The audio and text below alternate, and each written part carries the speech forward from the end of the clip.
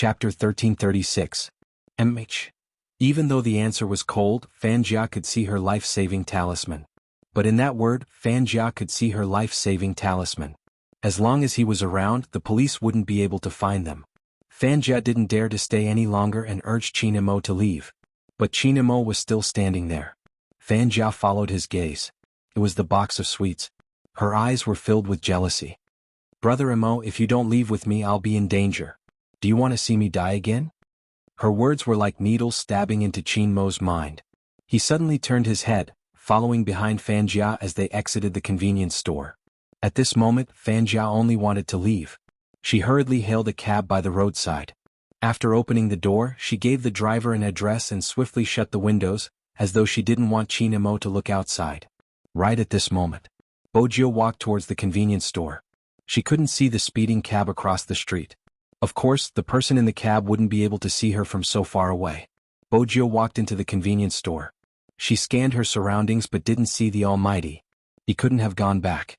If he did, she would definitely bump into him. But where did he go? Bojio frowned. She pondered for a moment before walking towards the employee. She reached out to hold the box, her lips lifting slightly. "Hello, I have a question." "Oh, thank you. The employee blushed and thanked her. Then she fell into a daze, wondering how lucky she was to meet so many hunks today. Bojio saw that the girl was in a daze and wanted to repeat her question. "I want to ask, did you see a tall guy wearing a black trench coat just now? He doesn't like to talk and is very handsome. He's here to buy sweets?" "Handsome?" The employee didn't even have time to think before she blurted out, "I saw him. Just now he was still standing there." Then, a mysterious girl came and said something to him. Then he left with that person. "Girl?" Bojio paused. The Almighty couldn't possibly know any girls. She thought for a moment and asked again, "Are you sure this person is the same person as the one I described?" "Of course." The employee's eyes lit up. "That man is too handsome. It's hard to forget him. We were wondering if he was a celebrity." He was indeed the Almighty. But why would he leave with a girl? Suddenly, something seemed to have jumped in. Bojio's eyes widened, her fingers trembling. She reached out and grabbed the employee's shoulder. "You must have surveillance cameras here, right? Can I have a look at the surveillance footage?" "This?" The employee was in a difficult position. "You have to ask our store manager." Bojio panicked for the first time. "Where's your manager?" "I think he's in the shop next door." "How about this, I'll call him and ask." The shop assistant was still very enthusiastic. After all, this little handsome guy looked very anxious.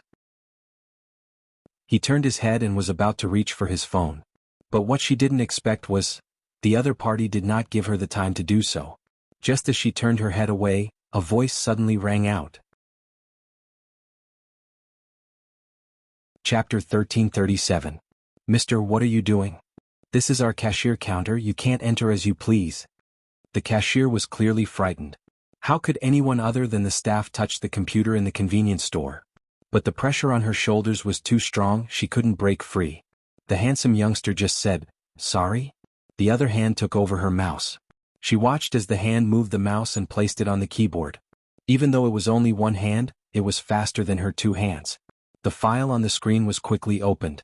Before she could clearly see what the young man was doing, the computer program changed. The cashier tilted her head, signaling for the staff to call the police. She mouthed, "Call 110. The staff was obviously shocked, pressing the phone button, afraid that the youngster would do something drastic. She covered the phone and said, "Hello." Right at this moment, the image on the computer screen popped up. Bojio calculated the time, pulling the video to 3 minutes ago. She saw the back view of the two people leaving. Then she continued to move forward. The camera couldn't capture the youngster's face, but there was a voice. Bojio could hear every single word she said clearly. "Fan Jia." Bojio's fingers froze. When he heard that sentence, "You know better than anyone else that the person who made the biggest mistake in this matter was actually you. If you had listened to her, ignored everyone else, and cast aside your so-called responsibility, she wouldn't have died. Pitiful Z. Not only will she not be accepted by the world, she will also sink to the bottom of the ocean forever. You saw her struggling to get up. When she was young, you promised her that when she grew up, no matter what you did, you would put her first. You were the one who broke your promise first. You killed her." Bojio's fingertips turned cold. She should have thought of it.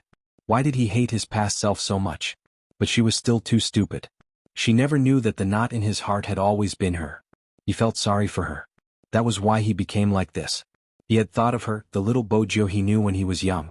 That was why he said those words to Director Huang. He wasn't looking for her because he wanted to capture her. He was simply looking for her. Bojo couldn't describe her feelings as she watched him leave with Fanjia. There was a murderous look in her eyes. It was strong and undisguised. She didn't stay here for long. After getting the image he wanted, he held onto the table with one hand and flipped over. He unlocked his phone with the other. Give me an answer now. Where exactly is Fanjia? Young Master Tang heard the strangeness in her words.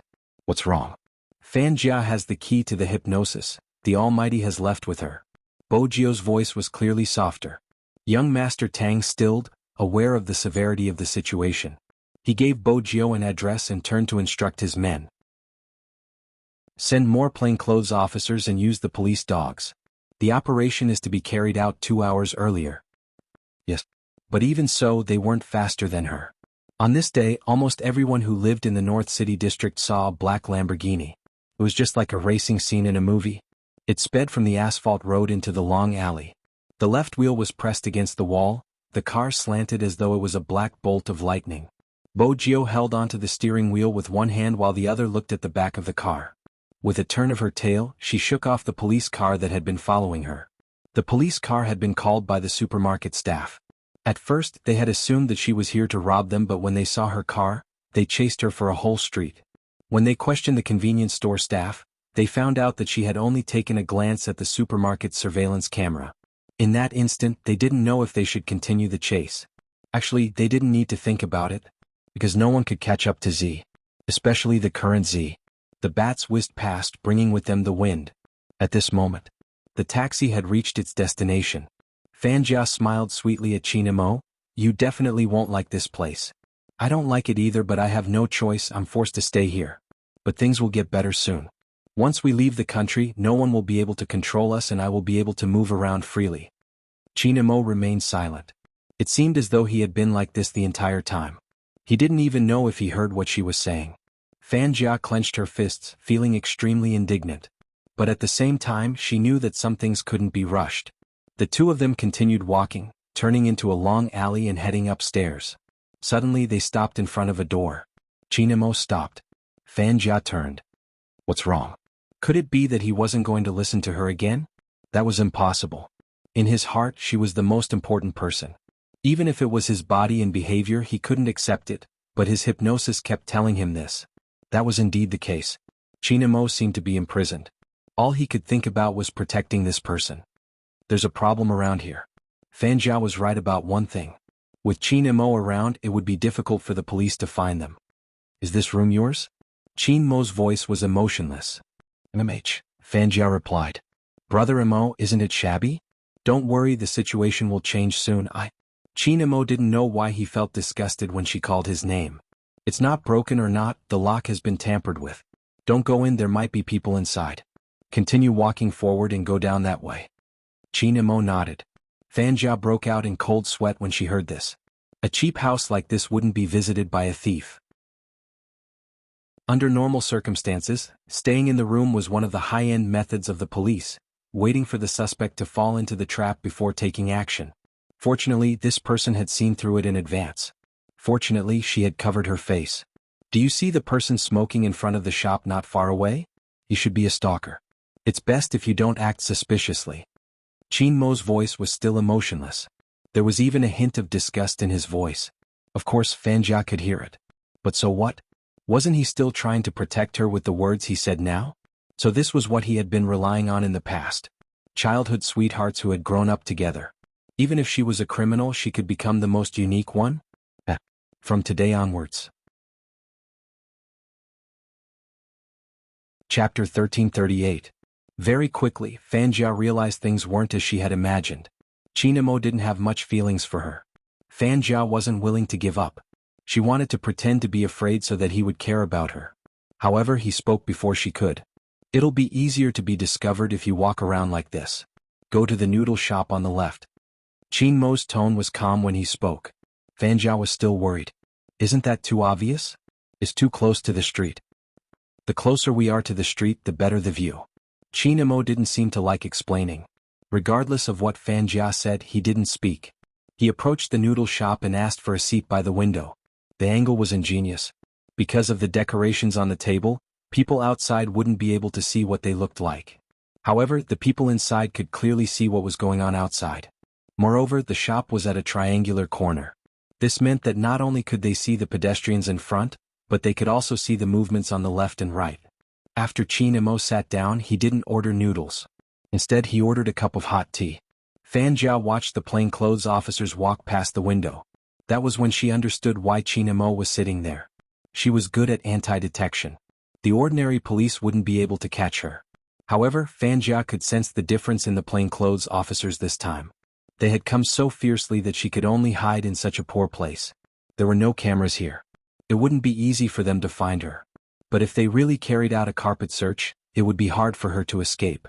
What scared Fan Jia the most was that they already knew which building she was staying in. Fortunately, she had made a move in advance and used the hypnosis key.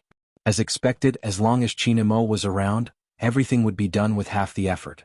Fan Jia knew why her master had wanted him to become a member of the organization in the past.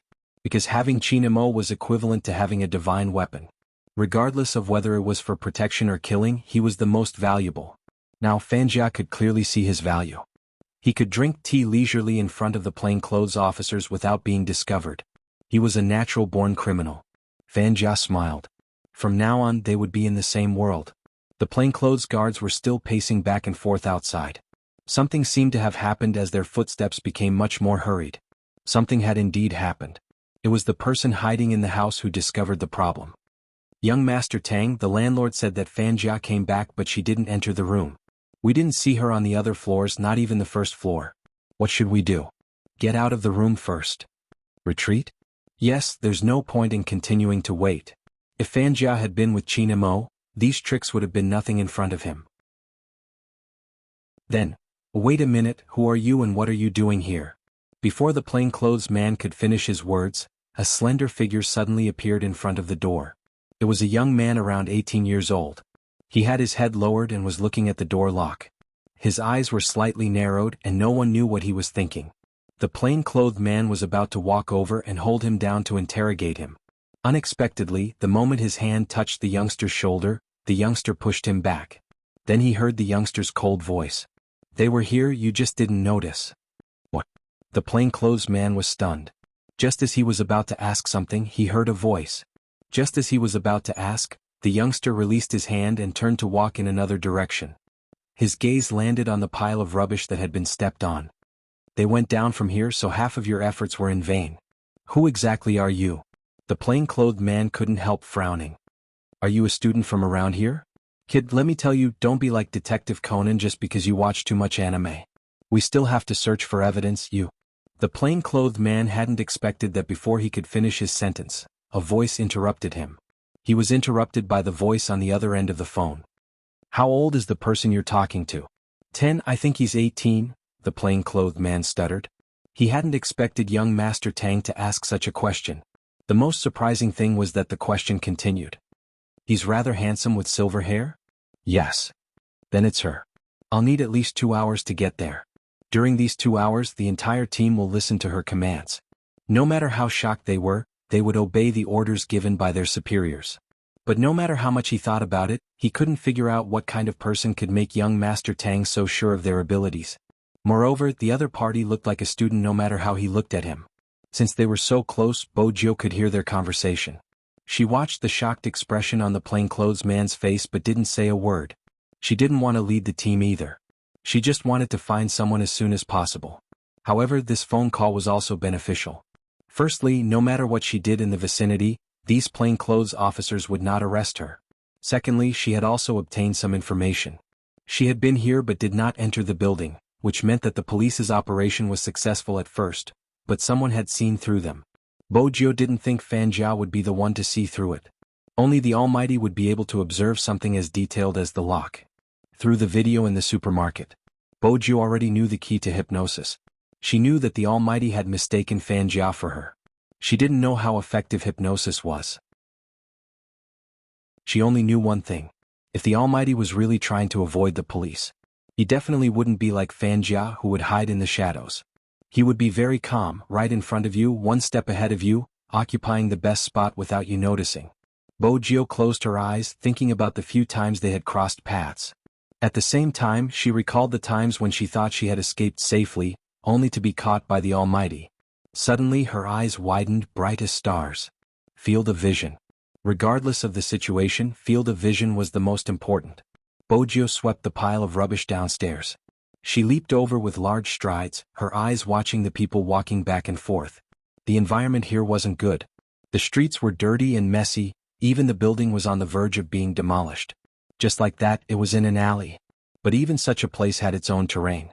Bojio scanned the roads on her left, right, front, and back. Gradually, a map formed in her mind. This was the place to stay, this was the market, that was the convenience supermarket, and after another turn there was a three-way junction, the noodle shop. Chapter 1339. The noodle shop was too small and inconspicuous. Honestly, if Bojio hadn't tried hard, she wouldn't have been able to remember it. But at the same time, she knew that such a place would be easily overlooked. It was too ordinary and normal. However, its geographical location and perspective were indeed excellent. It was just like how she liked to eat oden in the convenience store when she was in disguise, watching the police cars fly past her. Bojio glanced up abruptly. The tip of her tongue touched the roof of her mouth. This time, was she here to stop him? Bojio was smart. She didn't let the plainclothes guard follow her. She didn't even choose to enter from the left, right, and front. Instead, she walked to the back, removed her black trench coat and wrapped it around her hand. Then she pushed against the wall and walked into the kitchen. When the chef saw the sudden appearance of a person, his hand that was scooping up the noodles paused. What was going on? The most important thing was that the child took away the shredded meat noodles he had cooked. She had taken it away. Bojio had indeed taken a plate of noodles. That was because the Almighty hadn't eaten dinner in order to buy sweets for her. Of course, she was prepared for the fact that she would be facing two people later. Bojio dragged the plate with one hand and stuffed the other into her pocket. She walked towards the window. Fanjia's back was facing her, so she didn't see the person approaching them. But Chinamo was different. He seemed nonchalant, but in reality he could sense the slightest movement. Moreover, the person who didn't seem like a waiter was walking towards them with a plate. Chinamo found that person familiar. But the reason he didn't shift his gaze wasn't because of the familiarity. It was because of the smile on her lips. It was interesting, as though she was saying, "Look, I knew you would be here." Chinamo arched a brow. Fanjia didn't know what he was looking at. By the time she turned around, her expression had completely changed. The venom in her eyes wasn't concealed at all. How did she find her way here? Fanjia bolted upright, picking up the knife hidden in her bag and pointing it at Bojio. She lowered her body slightly and placed the plate of shredded pork noodles in front of him, her voice carrying a hint of dissatisfaction. "Brother Mo, I really didn't expect you to be tricked away when you were buying sweets. Here the noodles are freshly cooked, eat it while it's hot.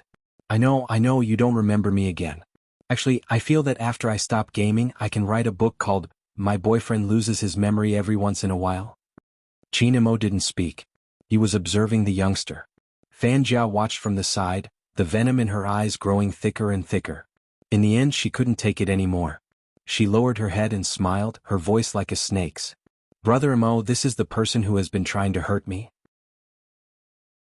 Help me kill her." Bojio's fingers stilled. She knew very well what would happen if a hypnosis was turned on. She was still too impulsive and wanted to bring him back, so she walked in just like that. But she forgot about Fanjia's treachery. Fanjia seemed to be enjoying the feeling, her lips curling into an uncontrollable smile. Chapter 1340. Chinamo didn't move. Why wasn't he moving? Fanjia glanced towards him. He clutched onto the amulet again, his eyes emotionless, but that proved one thing. The hypnosis wasn't enough for him to kill Z. He could have done it when he was facing other people. Why wasn't it working against this person? Fanjia clenched her fists, her eyes filled with indignation. But very quickly she realized something. Although it was impossible for him to kill that woman, if the other party hurt her, he would do it. That wasn't all, he was looking at her with a foreign gaze. Which meant that Z's arrogance would end here. "Brother Mo, she will take me away, she will definitely take me away. She's in cahoots with the people outside, please help me." Fanjia's eyes shifted. She sheathed her knife and leaned over helplessly. "Brother Mo, she will take me away, she will definitely take me away." As expected. Chinamo reached out and blocked Fanjia, his eyes dimmed. His voice didn't seem to be replying to Fanjia, instead he seemed to be telling himself, I won't allow anyone to take you away. With that, Bojio paused, glancing up towards Fanjia. Fanjia revealed half of her face, her gaze sinister.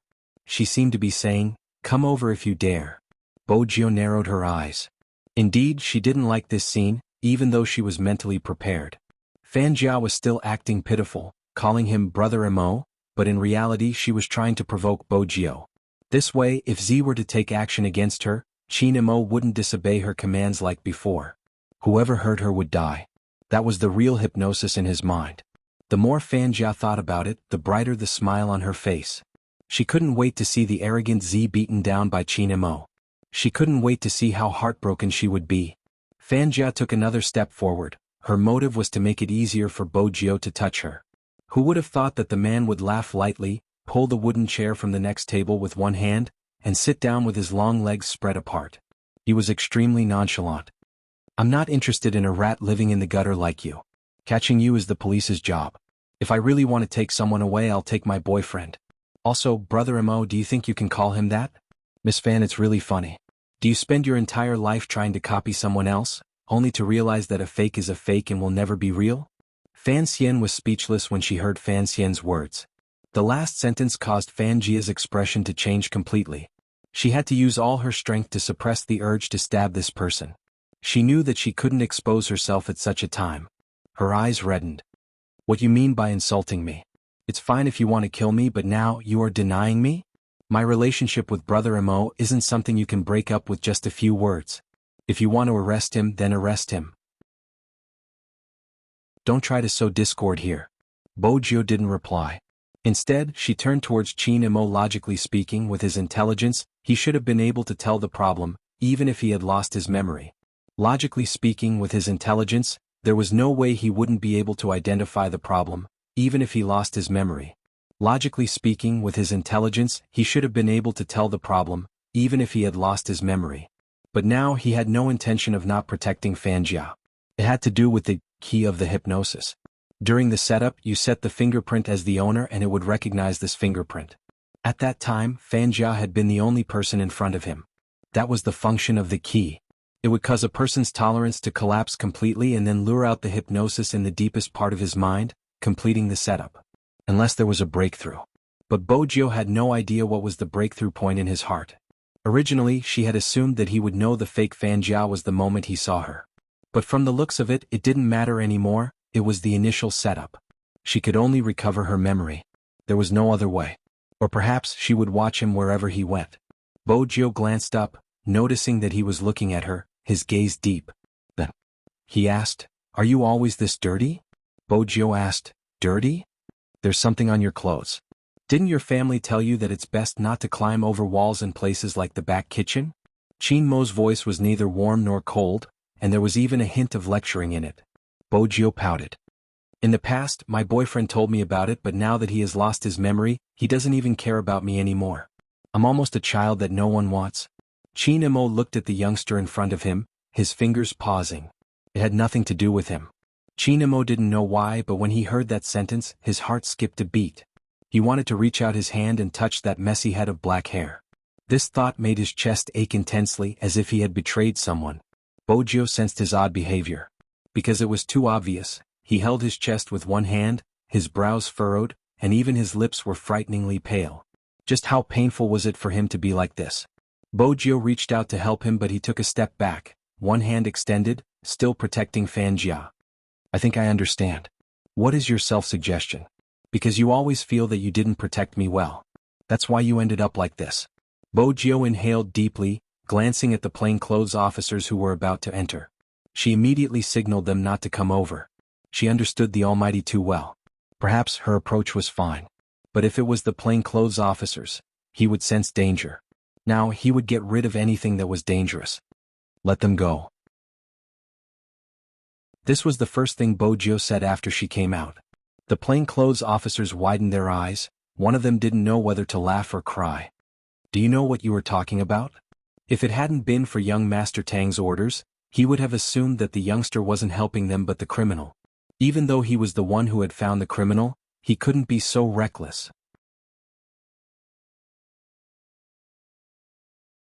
Chapter 1341. The undercover officer wanted to speak. Bojo laughed lightly, interrupting him. If you don't trust my judgment, you can give young Master Tang a call now. The undercover officer panicked, replying with a stern expression, I have to consult my superior. Bojo gestured for him to make the call. The undercover officer immediately made the call, expecting young Master Tang to consider it seriously. Unexpectedly, the instructions he received were the same as before. Just listen to her arrangements, but there is something she is trying to trick you about. Regardless of whether you rush in or not, Chinamo will still be holding hostages. Nothing will happen if you let him go, but if you don't, there will be two outcomes. Innocent people will be implicated and the city will be plunged into chaos. This time, you aren't facing an ordinary criminal. He can't even be considered a criminal because he hasn't committed any actual crimes. Just as you said, he hasn't started holding hostages. If it wasn't for the person next to you, you wouldn't have found him. He wouldn't have needed to take any hostages. You can ask the person next to you. If Chinamo really took a hostage, what would she do? Bojo laughed. Did you purposely put me on speaker? It's just holding hostages. I'll be Brother Mo's hostage later. I can't possibly watch my boyfriend leave with another woman. I have a temper too. Your temper is to be a hostage. Young Master Tang chuckled. You are going through so much trouble to prevent Chinamo from having any bad records. Let me guess what you are trying to imply. You didn't allow everyone to take action because Chinamo would take action if anyone harmed Fanjia. On the other hand, as long as Fanjia is safe, he wouldn't take any lives. This situation isn't comfortable at all. Z, there are many people who like you. I think Hoshino isn't bad. Why do you have to spend the rest of your life on a tree? You can make more choices and we can make a deal. Hand Chinamo over to me and you won't interfere with him. The Tang sect will provide you with anything you want and I promise nothing will happen to him. How about that? Bojo tapped her fingers. It's a good deal, but young Master Tang, you seem to have misunderstood something. In this world, there is only one thing I want, Chinamo. That's a pity. Young Master Tang didn't sound regretful. He didn't seem surprised that she would make such a decision. I didn't expect Z to like someone so much. Bojo paused, lowering her voice. Just now, when Fanjia ordered him to kill me, his first reaction was to grab the amulet I gave him when he was young. You won't understand. Actually he loves you more than you love him. Young Master Tang chuckled. Z, didn't I tell you that Chinamo and I are people who would risk our lives once we fall in love? Bojo wasn't as upset as before. I have to say, your love story can be comforting at times. Even though you are still single and haven't gotten the person you want, it doesn't stop you from sharing your thoughts. Young Master Tang. Is this gratitude? Bojo didn't think there was anything wrong with her sharp tongue. Anyone who tried to persuade her to break up with her brother Mo deserved to be stung.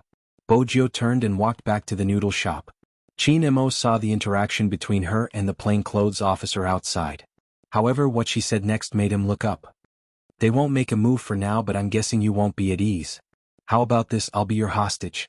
With a hostage, even if they have a sniper, they won't open fire. This was the first time Mo had met a hostage. His gaze swept past her face. Her skin was so fair that even the fine hair could be seen clearly. She was smiling, the tip of her nose stained with dust. There was a small tuft of hair that was as harmless as a kitten. But there was a natural sense of danger. Anyone smart wouldn't choose this person as a hostage. Bojo knew he was thinking. She stood there, allowing him to size her up. She even leaned forward and asked, Do you find me especially beautiful? Tie me up so you can admire me. Chinamo arched a brow. Firstly, it was because of the distance. Secondly, it was because she was indeed beautiful. Fanjia watched from the side, her teeth clenched in pain. We don't need a hostage. Then she walked out of the noodle shop. After she had taken 5 steps away, Chinamo took a step forward.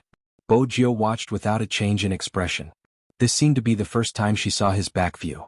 She thought about it carefully. Because every time he would be the first to watch her leave. In the past, she had always assumed that her departure would be the most painful.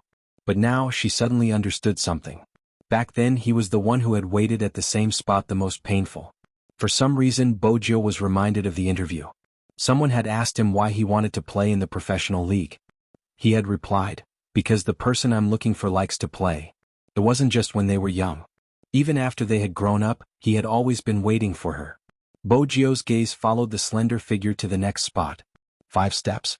Did the hypnosis include staying a few meters away from Fanjia? Bojio followed him. If he didn't want a hostage, she would be his neighbor. Fanjia was certain that they wouldn't make a move. From the looks of the person just now, he seemed to have guessed something. She had wanted to use this chance to get Chinamo to kill 1 or 2 people. That was the only way she would be able to relax. After being stained with innocent blood, he would never be the Chinamo of the past. That was the final form of his personality. Yet Z kept ruining her plans time and time again. Fanjia hated him to the core. But she knew that she couldn't do anything to him. But so what? She was the one who wanted him to follow her closely, not her. If she wanted to follow him, she could do as she pleased. At the same time, she could witness how Chinamo treated her with her own eyes. If she couldn't see it, she would tell her. Fang Jia's eyes lit up. When she turned, she suddenly paused and said to Chinamo, "Brother Imo, stay here. I'll go and have a chat with that person. Don't worry, I won't be more than 5 steps away from you." Chinamo remained silent. But Fanjia knew that from a certain perspective, her words were a hint to him. She smiled and walked towards her.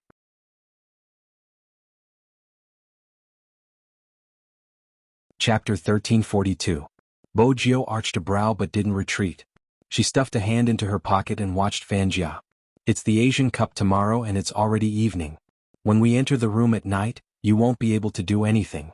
I know you really want to bring him to the competition, but it's such a pity. He won't leave me now. No matter who comes, the result will be the same." Fanjia chuckled and lowered her voice. "Don't waste your energy. Don't you know that the Asian Cup is tomorrow?" Bojio watched her, asking slowly, "Your plan worked. You disguised yourself as me and completed the setup. Logically speaking, he should be close to you, but he didn't allow you to touch him. Why do you think that is?" Fanjia's eyes dimmed. "Z, you really don't know when to give up. I've always been like this." Bojio leaned forward, smiling brightly. "You should be thankful that he is by your side now. Otherwise, I'm not sure which sea I would throw you into." Fanjia clenched her fists. "You don't have to be so arrogant. He didn't listen to my orders to kill you today, but that doesn't mean he won't do it tomorrow. You are smart, you should know that the hypnosis will get stronger over time. Do I need to remind you? Sooner or later, he'll realize that I'm the one he should have chosen the most. I've done so much for him and you'll be nothing. You can stop talking about how you have to like me just because I like you. If destroying something he cares about is considered liking someone, no one in the world would want that kind of liking." Bojio's gaze was cold, without a hint of warmth. Fanjia didn't get the upper hand. Hence, she clenched her fists tighter. "So what? I'm the one by his side in the end. As for you, you won't be able to bring him back for the Asian Cup and you won't be able to compete either. Hee, you have to suffer. Z, no one who goes against me has a good ending. You're too naive. That's why you gave us the chance to attack him. You think you're the savior and want to save everyone. You're so arrogant, but you're just an ordinary person who can't even deal with a little girl. People like you don't deserve to stay by his side." With that, she turned back to Chinamo and smiled. "Brother Imo, let's head up." Bojio didn't reply. She stuffed a hand into her pocket and followed behind. Actually, she didn't like this feeling at all. But she disliked not seeing him even more. Gradually, the sky darkened. The last ray of sunset also lost its color as night fell. Bojio's phone kept ringing, but she had no intention of picking it up. After receiving it, he didn't know how to tell Lin Feng and the others. She lost the Almighty again. Fanjia was right about one thing. She was too pretentious and always failed to grasp what she should grasp. He knew that Fanjia's target in Jianghu City was him. She should have followed him 24/7 back then. But she had been distracted because she wanted to catch Fanjia. There was a huge commotion online. In order to vent her anger, she had lost him again. With this thought, Bojio moved her fingers and glanced up. She walked towards the Lamborghini parked in the long alley. She stepped on the accelerator and drove little Blackie downstairs. Chinamo stood upstairs. He didn't need to look down to see what was going on downstairs. Even though the building was old, it had a good view. Standing in front of the window, he could see everything that was happening outside. At the start, he saw the youngster's drooping ears. He couldn't tell what she was thinking about. She didn't look as handsome as when she had served him noodles at the noodle shop. Instead, she looked pitiful. Chinamo moved instinctively. He didn't want to continue watching. He didn't know why, but whenever he saw that person, he would feel a sharp pain in his chest. That kind of pain was unbearable several times. But the moment he left, he couldn't help but look again. When he stood by the window again, he realized that there was no one outside. Chinamo couldn't describe the feeling. His chest finally stopped hurting, but the emptiness made him feel even worse. It was as though something had been dug out. There was even a very, very small voice that was saying something. Look, she finally couldn't wait any longer and left. Chinamo reached out to grab the amulet around his neck. It was the only way he could get rid of the voice. Fanjia stood at the side watching the entire scene.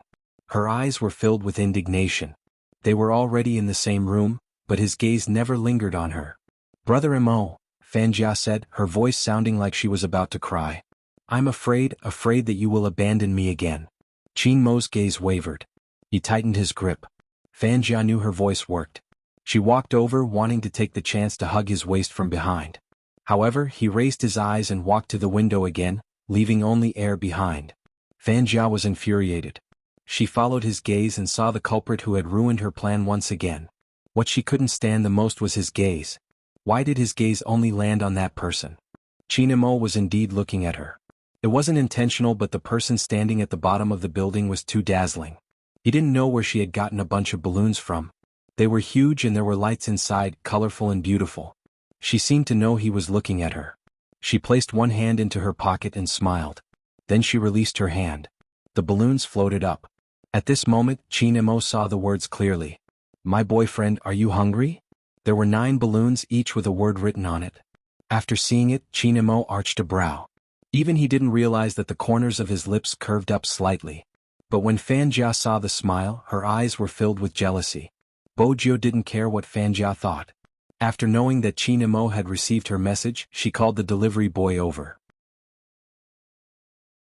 She bit on her pen and wrote a line of words on the delivery order. She smiled lightly.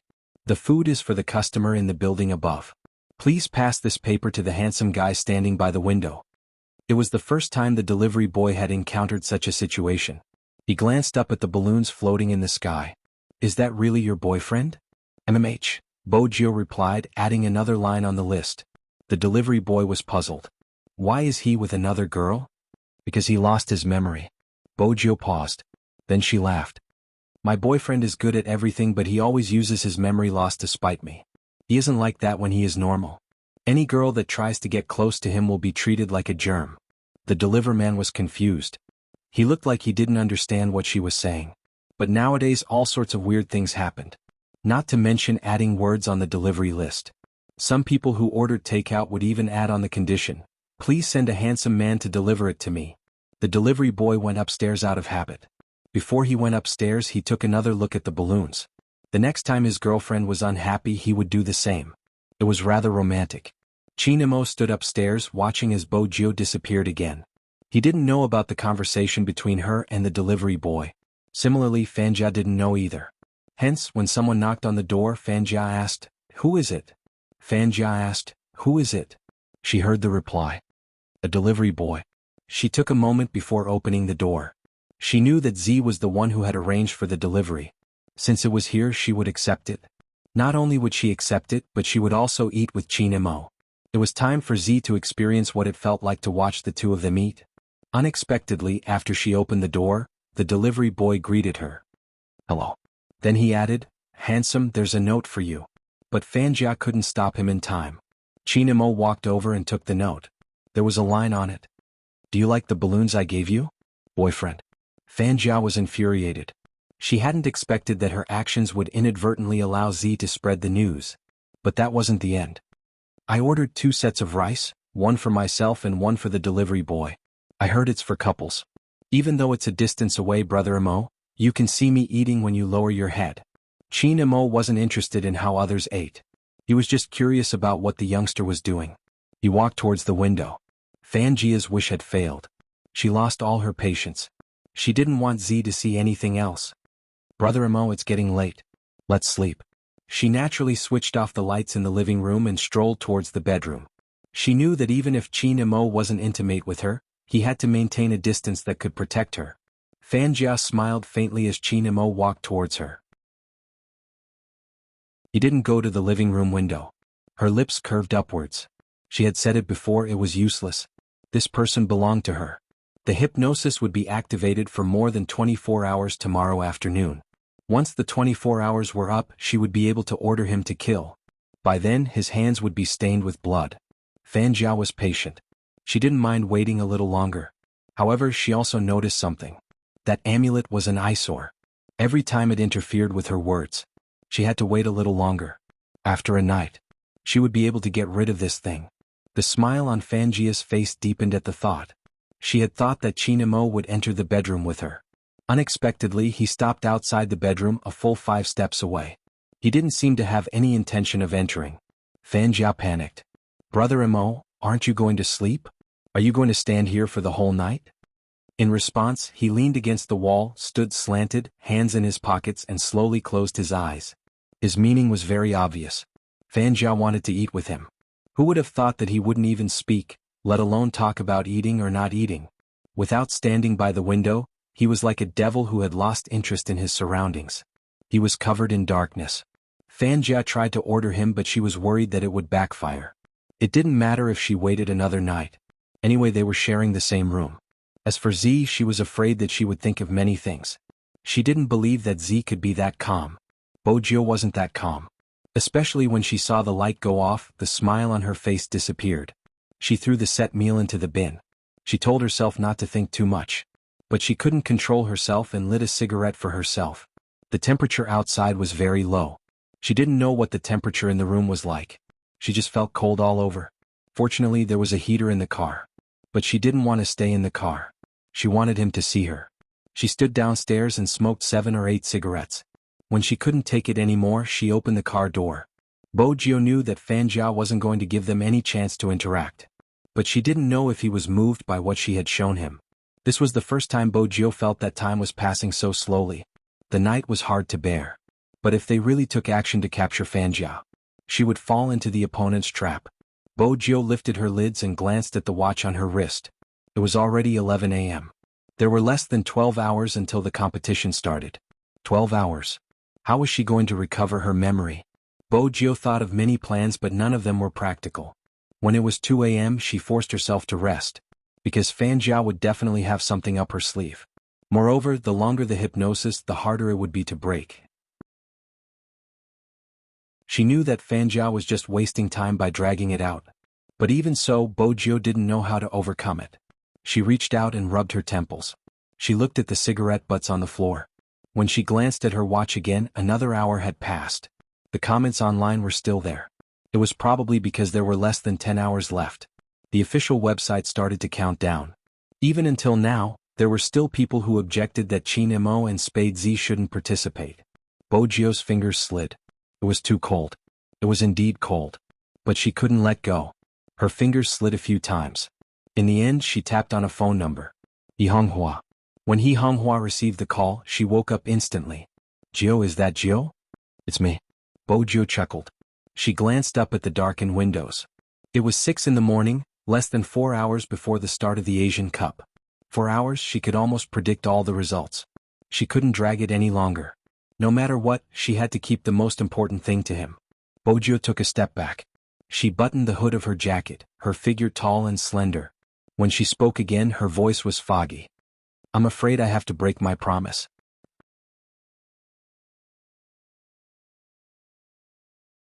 Chapter 1343. He Honghua supported her head with her fingers. "Jio, why do you have to do this? You're just wasting your energy and the comments online won't stop." Bojio glanced up, her gaze landing on a spot. She laughed lightly. "I don't care." He Honghua stilled. The phone hung up. She knew she had made up her mind. In reality, He Honghua didn't know that Bojio wasn't lying. She wasn't the same as the other members of Supreme Alliance. It wasn't just esports, it was just him. She stopped because she wanted his victory to be even more pure. No one could predict the irresponsible remarks of some people. In order to avoid trouble and to ease He Honghua's worry, it wasn't a big deal for her to give up. But if he regained his memory one day, would he feel regretful? There was also Yao Yao, Lin Feng, Uncle and the others. Their hard work. That was the reason for her decision. Bojio stuffed her phone into her pocket. In less than half an hour, the sky would be completely bright. She leaned over to retrieve a pair of black leather gloves and a baseball bat. She held it in one hand and walked up the stairs. She used the bat to knock on the small window of the old-fashioned door. Whoosh! The floor was filled with glass shards. Bojio wasn't afraid since she wore the gloves. She pressed down with both hands, arched her body and entered. She landed quickly. Qin Mo was leaning against the wall. When he heard the noise, he opened his eyes and looked at the youngster. Fanjia ran out of the bedroom, her eyes widening at the sight. She hadn't expected him to use such a method to get in. Bojo didn't seem to see her, her gaze landing on Qin Mo. She smiled lightly.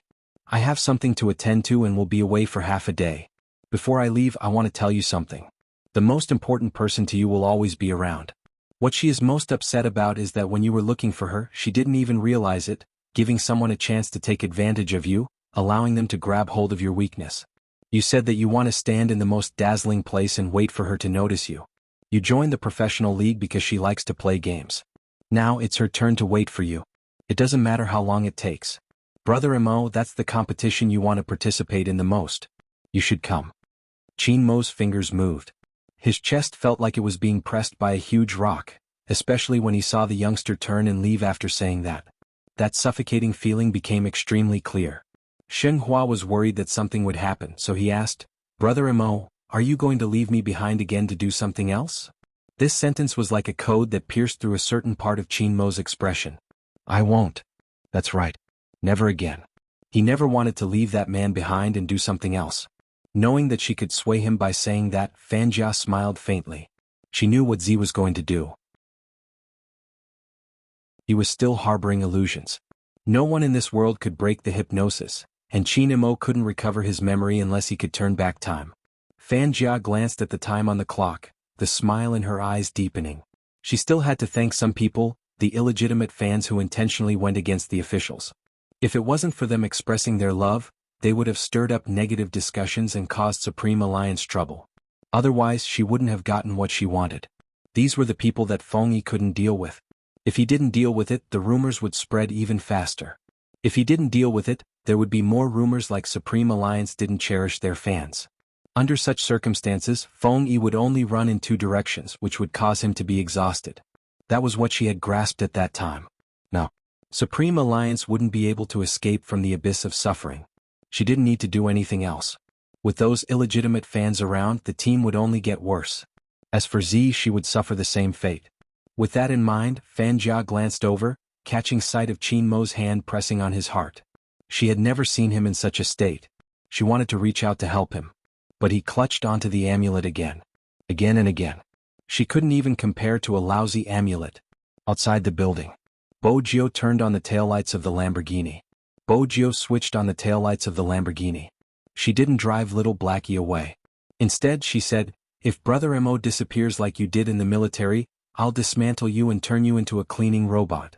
This was the most shameless threat little Blackie had ever heard. Master, how can you bear to do this to your beloved car? A car can't take care of a person? Bojo patted its headlights. Didn't you always complain about your monotonous life as a car? You can cultivate the joy of cleaning. As a smart car, little Blackie had its own optical drive analysis. As an outsider, how could it allow itself to be reduced to a broom? Even if it was an electronic one. The previous time was an accident, I fell asleep. What can I do? Besides, who knew that the devil would take action at night? Bojo chuckled, replying leisurely, that's why I washed your car gently, I didn't dismantle you. Little Blackie felt that Master was in danger today. He was afraid that he would lose his life. Hence, he adjusted the channel, using his most magnetic and serious voice. Master, don't worry, I won't let anyone touch your little vixen. Wherever he is, I will be there, I won't lose him. Bojo didn't say anything else, she patted it again. Little Blackie shivered, turning the headlights up a notch.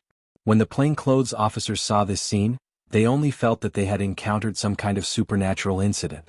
They all looked at each other. They were all standing here and the young man was really interesting. He didn't ask them for help, but actually asked for a car. The sky in the east started to brighten. It was impossible for General Qin not to receive Qin Mo's news. While Deputy Jianghu was reporting, Movie Queen had already woken up. She had wanted to hear something. It was impossible for someone like General Qin to not notice the presence of another person. After Deputy Jianghu left, General Qin walked to the corner. He walked to the corner and looked at the pajamas on the ground. Then he squatted down, reached out a hand and pulled his wife into his arms. He was wearing a military uniform. Even if you don't believe me, you have to believe in our son. He will be fine. I should have realized it a long time ago. We were too selfish back then. When we were busy, we sent him overseas. When we weren't busy, we wanted to bring him back. We didn't even ask him if he was willing. Movie queen and was no different from a child in General Qin's embrace. Tears welled up in her eyes. He has treasured that amulet since he was young. I don't know what he placed in it. When I asked Dad, he said that it was a memory he didn't want to forget. All these years we thought it was best for him not to remember it. After all, that way he could live a normal life in Jianghu City.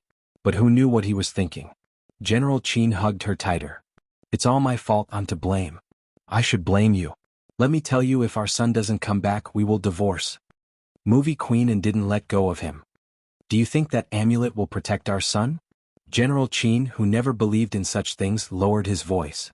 It definitely will. If that little girl was still around, she would definitely protect him. After all, the two of them had been so close in the past. After all, in order to clear Zi's name, he had done so much. No one knew about it. Perhaps he didn't care about it.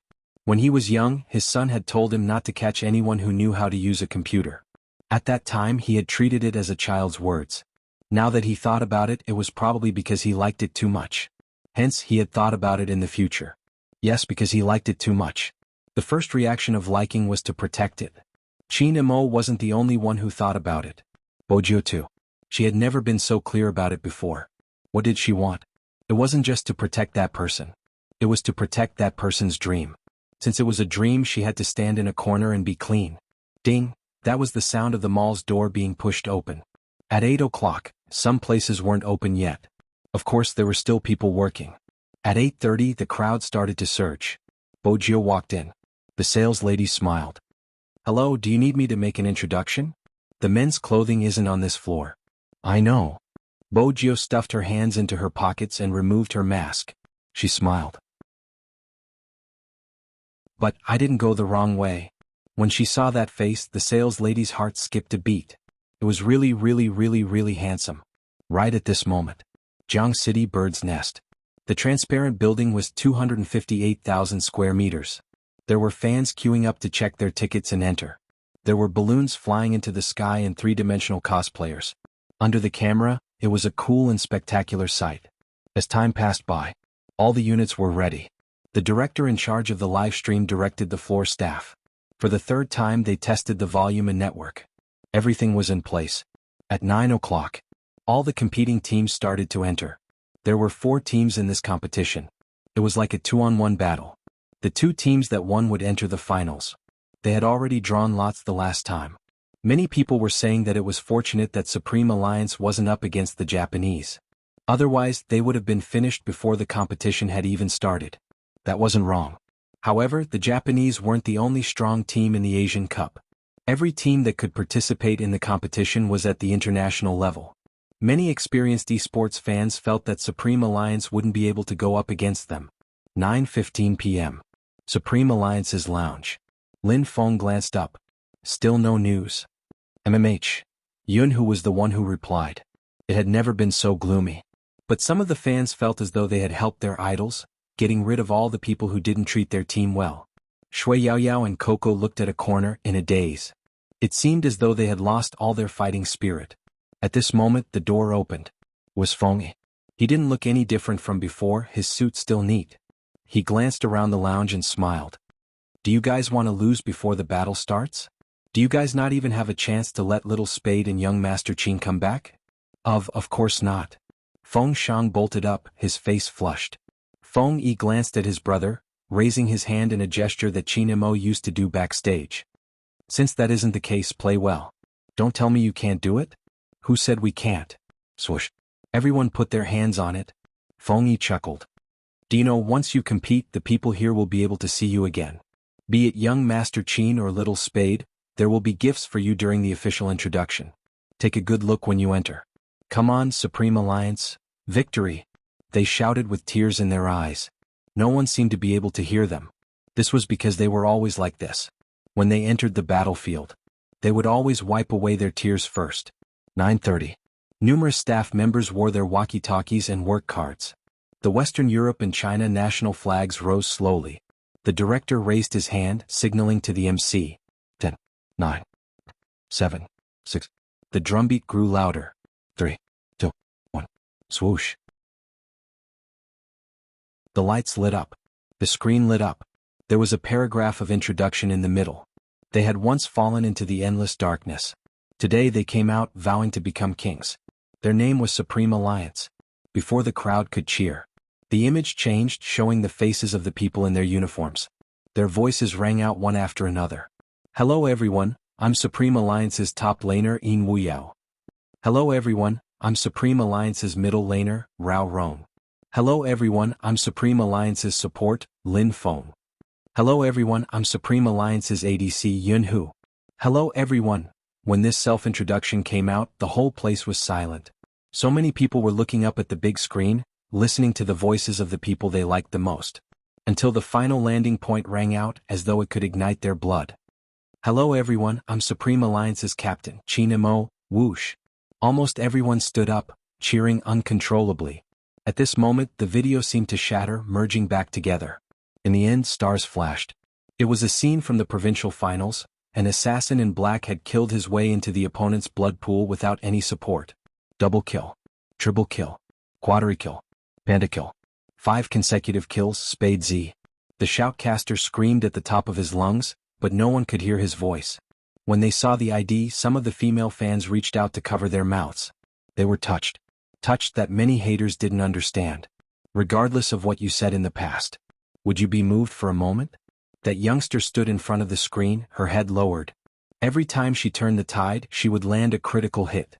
Would the handsomeness of her fingers moving the mouse be denied just because she was a girl? No, it wasn't. The youngster who walked out from the darkness with a lollipop in her mouth, the one who could kill with her headphones.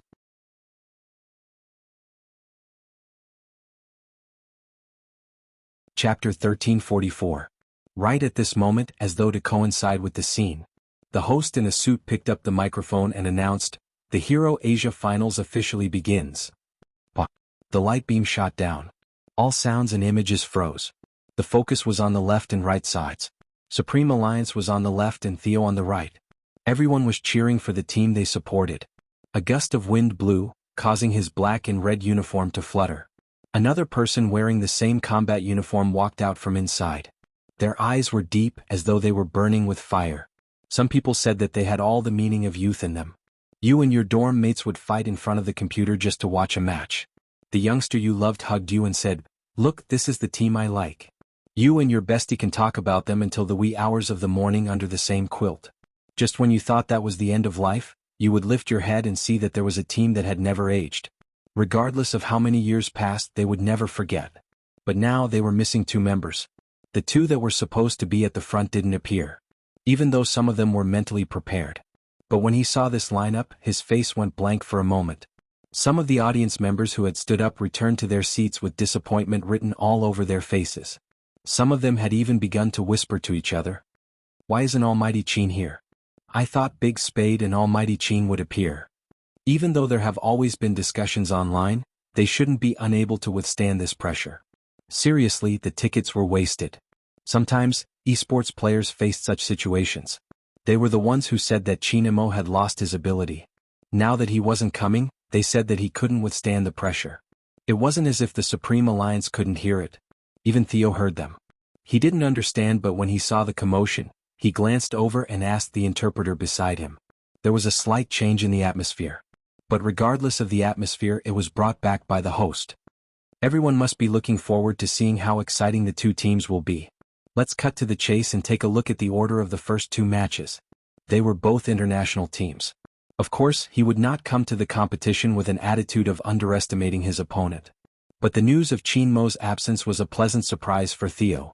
In fact, when they had alighted from the plane yesterday, they had received news that Chinmo had lost his memory and might not be able to participate in the competition. But they always thought that it was just fake news sent out to confuse them. Now it seemed that it was true. They didn't have to worry too much. After all, in this kind of international esports competition, the Chinese teams were always at the bottom. They were also fearful of Chinmo, who had once given them a hard time. They had even specially trained him for a month. Now Theo had a secret weapon. It was obvious that Supreme Alliance wasn't their match. Supreme Alliance's lineup is out. Rao Rong 1-on-1. It was Wuxia and Lin Feng. If it were me, I would also choose the same order of appearance, the commentator said. Another commentator said, "Oh? What? Theo's team doesn't just have strong teamwork, they are also one of the best in individual combat. Supreme Alliance will have to grit their teeth and win one of the two matches. That way they will have a chance to enter the team battle. If they don't win this match, it will mean that Supreme Alliance has lost. Which means you think Supreme Alliance will have a tough match. This is the Asian Cup after all, but I believe in each team's ability. The shoutcasters were from different countries and with them, it would be easier for them to look at the situation. Rao Rong is up. I remember he has always been a team controller. Is he really fine in a solo match? You don't know about this. In fact, for a long time, when Rao Rong was in another team, even when he was the team controller, he dealt the most damage in the entire team. That shows how strong he is in solo fights. Moreover, as a starter, it is normal to admit that there is a lot of psychological pressure. Rather than saying that solo fights are a competition of skills, it is more accurate to say that the bigger the competition, the more emphasis is placed on the player's ability to withstand pressure. Theo's solo player doesn't seem to be under much pressure. There is indeed a difference. Theo's lineup has never changed and the first player is used to the rhythm. More importantly, even if he loses this match with Theo's ability, he has faith in his teammates to win. Rao Rong's situation is different. He has been through so many things and has just joined Supreme Alliance. He might be under a lot of pressure. Soon the shoutcaster caught sight of the figure on the screen and broke into laughter. It seems like my analysis was wrong. Rao Rong's positioning is extremely skilled. This will be a highly anticipated solo match. Indeed, the moment Rao Rong put on his earpiece, he seemed to have transformed into a different person. As expected of the sole control of the entire team. That was probably the reason Feng Yi had chosen Rao Rong as the first player. That was because no matter what competition he was in, he would never be affected by the outside world. Time trickled by. The battle was getting more and more intense, causing everyone to be very nervous. Very soon, the Supreme Alliance members realized something. Theo wasn't a weakling. He was able to predict Rao Rong's position and deal damage. Anxiety seeped out from everyone's hearts. It was a full 10 minutes of battle. Both of them returned to the city with low HP. Soon someone noticed a problem. If this goes on, Supreme Alliance will definitely lose. What? At the end of the day, Rao Rong is best suited as a team controller. The team controller has to coordinate with his teammates to bring out his strongest side. Now that he has been placed in this position, it is obvious that Supreme Alliance wants to win this match. No, it should be said that Supreme Alliance wants to win the first two matches. It would be best if they don't engage in the last team battle with Theo because they know that with their current lineup, they won't be able to win. Hence they sent Rao Rong. In terms of speed, technique, and condition, Rao Rong is undoubtedly outstanding. After all, he is one of the three pillars along with Chinamo and Xiaojing. But the team controller's damage isn't high. If the battle drags on, Rao Rong will be finished. Just as he finished speaking, Yi Zichen's eyes widened. The other player was already heading towards Rao Rong. Everyone's eyes widened in shock. Just as everyone thought Rao Rong was about to be caught, he moved nimbly and turned the tables. Supreme Alliance had won this single battle. Shui Yaoyao watched from the side. She paused for a moment, then turned around and hugged Coco, who was still biting the rabbit's ear. Her happiness seemed to be contagious. Well done. When Rao Rong returned, everyone patted him on the shoulder. He lifted his lips into a smile, clearly in a good mood. But soon they realized the problem. Theo's team members were lazy, as though it didn't matter even if they lost the single match. You should be aware of Supreme Alliance's standard, Theo's captain said. The two of them stood up with a smile. The single match isn't bad, but if it's against Supreme Alliance's strongest player, Supreme Alliance will soon realize the difference in strength. Don't underestimate them, Theo's captain replied, but he didn't refute his teammates' words. The experienced shoutcaster glanced over, speaking into the microphone.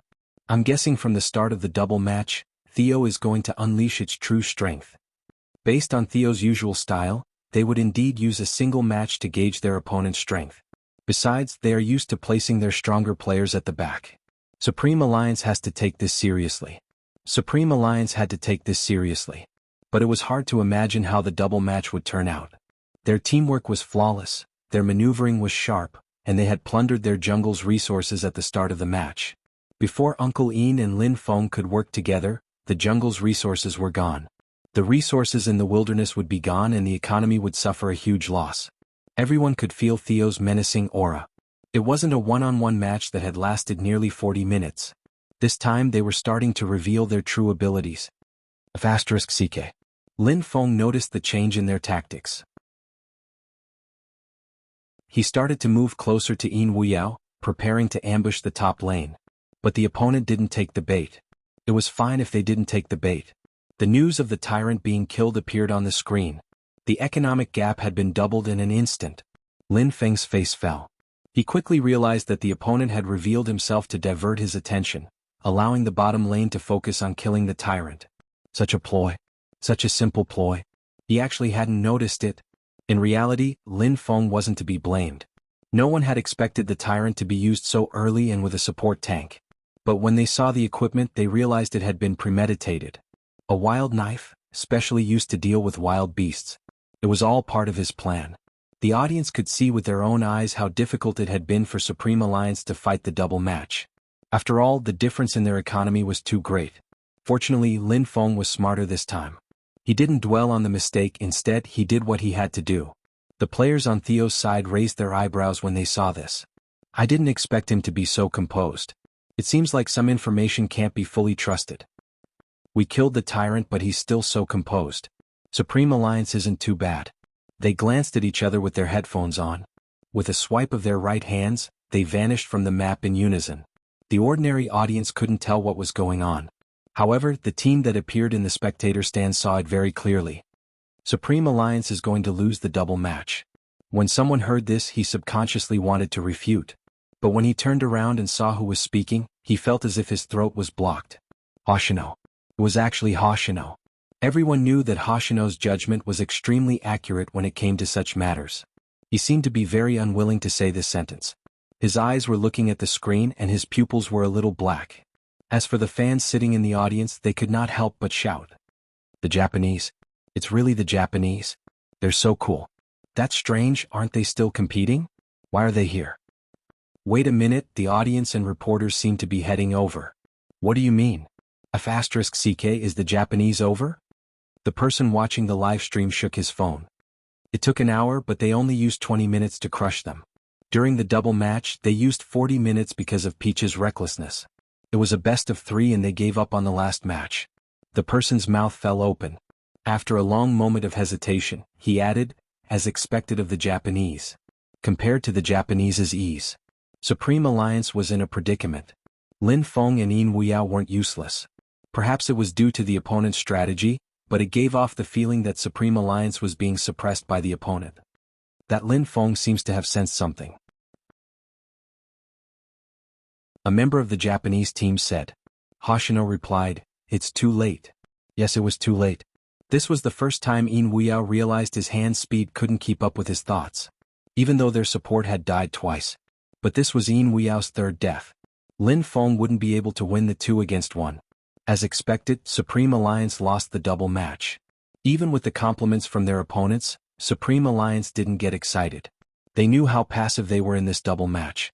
Lin Feng hung his head, apologizing. I'm sorry. Yunhu reached out to press down on his shoulder.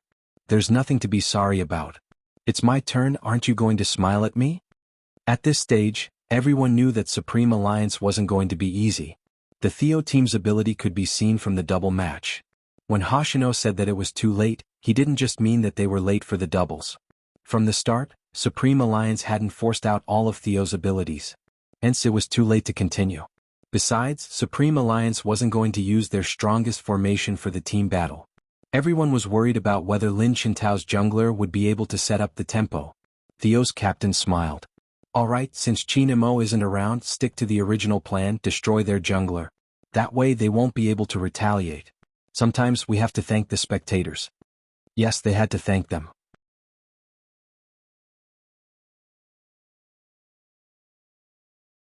Chapter 1345. The shoutcasters knew what was happening, but even if they knew Supreme Alliance was in a precarious situation, they wouldn't say it out loud. They weren't newbies in international competitions. They knew better than anyone the changes in Supreme Alliance over the past few years. Perhaps some teams were destined to miss out on the championship. The professionals flipped through the information knowingly, waiting for the two teams to begin to reveal the names of the players. They had about 3 minutes to consider. After all, the team battle would decide the final victory. Time seemed to pass slowly. Lin Feng could see Feng Yi standing in the corner, seemingly at a loss for words. He He probably wanted to smile at them as he lifted the corners of his lips. Unknowingly, it started to snow outside. It seemed to be the first snow in Jianghu City. The snow was small, almost melting the moment it landed on his shoulders. But a child in a black down jacket stood there, staring at the ticket in his hands. He didn't move or speak. The ticketing officer didn't know what to do. "Kid, aren't you cold standing there? Hurry and go home, it's the same next year." "It's not the same." The child lifted his head, his cat eyes beautiful. "Supreme Alliance is participating this year, the team I'm going to join." The ticketing officer stilled. His first reaction was to laugh. "How old are you? Why are you thinking of gaming? No matter how old you are, underage children have to be accompanied by their parents, do you understand? As long as there's a parent." The child asked, shifting his gaze towards the skirt that was flying over. Then he walked over, standing beside the person. "She is, let's go in together." The ticketing officer laughed. "Kid, I'm not stupid, don't pull a passerby and say she's your parent." "Passerby?" The child frowned, looking adorable. "She isn't a passerby." Before he could reply, the ticketing officer added, "Even if she isn't a passerby, only one person can enter with one ticket. Parents can wait in the resting area." Hearing that, the person frowned. He couldn't barge in because if he did, he would be disqualified. He raised his head and saw the countdown timer on the screen. It was too late for Feng Yi to come out, and this entrance was the fastest way to reach the arena. "Then, brother ticket inspector, please let her in." The child turned around with his school bag on his back. It was obvious that he had a good upbringing. "I'll watch from the lounge." The ticket inspector was confused again. "You're not going in? Why were you so persistent just now?" The woman raised her eyebrows and looked at the little bean beside her. "You're willing to part with it?" "Yes, it doesn't matter if I go in or not, but you must go in." After the child finished speaking, he probably felt that he wasn't enthusiastic enough. After thinking for a while, he raised his hand and clenched it into a fist. "All the best." Did he recognize her? "Thank you." The man didn't act pretentiously. He rubbed the child's head and looked in the direction of the ticketing staff. When the ticketing officer let them through, he was still confused. After all, he really couldn't understand why the little boy in front of him would smile so sweetly when he saw the back view of that person walking in quickly. He had observed that the child had been standing there for half an hour with a paralyzed expression. Now that he had given the ticket to someone else, he was smiling? What kind of trick was this? At this moment, another child ran over from the other side. He looked similar to the one in the black down jacket and asked mysteriously, "Why aren't you going in yet? I even wore a dress for you. You don't know how nervous I was when Dad looked at me just now." MOBF*CK paralyzed little face, "What are you smiling about?" "Brother." What? What was wrong with his sister today?" "I gave the ticket to someone else." "Is that something to be happy about?" Softer, "Dad and Mom are nearby." "No, why did you give the ticket to someone else?" "Because..." The ticketing officer perked up his ears, but before he could hear it clearly, a commotion came from the screen behind him. It was time for the match.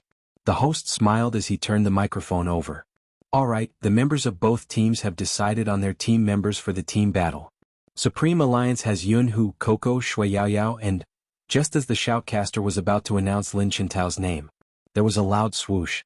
It wasn't just the host, even the shoutcasters turned to look over. What's going on? The stage control was about to signal when the director held onto his wrist. He gestured for the staff to move the camera over. At the entrance, a person walked over slowly. The first thing that caught everyone's attention was the black skirt. Following that, the team uniform draped over her shoulders fluttered in the wind, creating a loud sound as the two words were blown out. She was still holding a ticket in her hand. Her hair was messy, but it didn't affect the beauty that she exuded. She glanced up, following the host's words with a light chuckle. And Spade Z. In an instant, the entire bird's nest was silent. The sound seemed to have stopped at that moment. Everyone felt as if their acupoints had been poked, and they were frozen in place. It wasn't just because of her appearance. It was also because she was wearing female clothing. However, the person under the spotlight didn't seem to notice their reactions. She smiled. "Our captain isn't here today, so I will be leading Supreme Alliance. Almighty Z. We support you." What's the meaning of wearing female clothing? Is she here to apologize? Ignore what they say, focus on the competition. Swoosh. The crowd was out of control. It had been quiet before, but now there was a huge uproar. There were so many voices that it wasn't possible to identify them. The click rate soared. They couldn't tell anything from the crowd. However, there were more than 1,000 comments in a second. F***CK, what did I just see? My Almighty is wearing female clothing. Almighty Z is so beautiful. Demoness attack. My big spade. I feel like I'm falling in love with someone else. What should I do? Is my hubby that handsome today? Female clothing. I'm drooling. Please give my Almighty some screen time. Female clothing. Screenshot. I want a screenshot. There are so many scenes. It wasn't that there weren't any negative comments, but that person just stood there as if she didn't hear anything. Her long dress matched her battle uniform, her eyes were clear, and her side profile was extremely beautiful. The smile at the corner of her mouth made every fan feel that it was familiar, but also different. In the past she was a mischievous youngster. Her laughter was seductive. No, people couldn't describe that feeling. But when a few true Spade fans saw her walk to the exit zone, for some reason, they grabbed onto their best friend's hand and burst into tears. It wasn't because they were sad but because they were touched. They knew very well why she had specially worn a dress. In order to make sure that there wasn't a single part of the competition that people couldn't hold on to. Just as she said, she stood there, clean and innocent. Lin Feng wanted to hug her but he retracted his hand. He could clearly hear his words. F***CK, after changing into a dress, I can't bear to do it. I suddenly feel like a beast. Boju reached out and pulled him back. She hugged him with one hand and patted his back coolly. You're a submissive, you don't have to feel such a burden. Good sister, I'll help you win it back later. Sister? Me? Sister? Lin Feng pointed at her before pointing at himself. He turned to look at Feng Yi. Feng Yi smiled, a relaxed smile that seemed to be reflecting light in his eyes. It seems like I can retire as the temporary leader. With that, he walked towards the committee, speaking in a low voice. The three of them nodded and gestured to the host.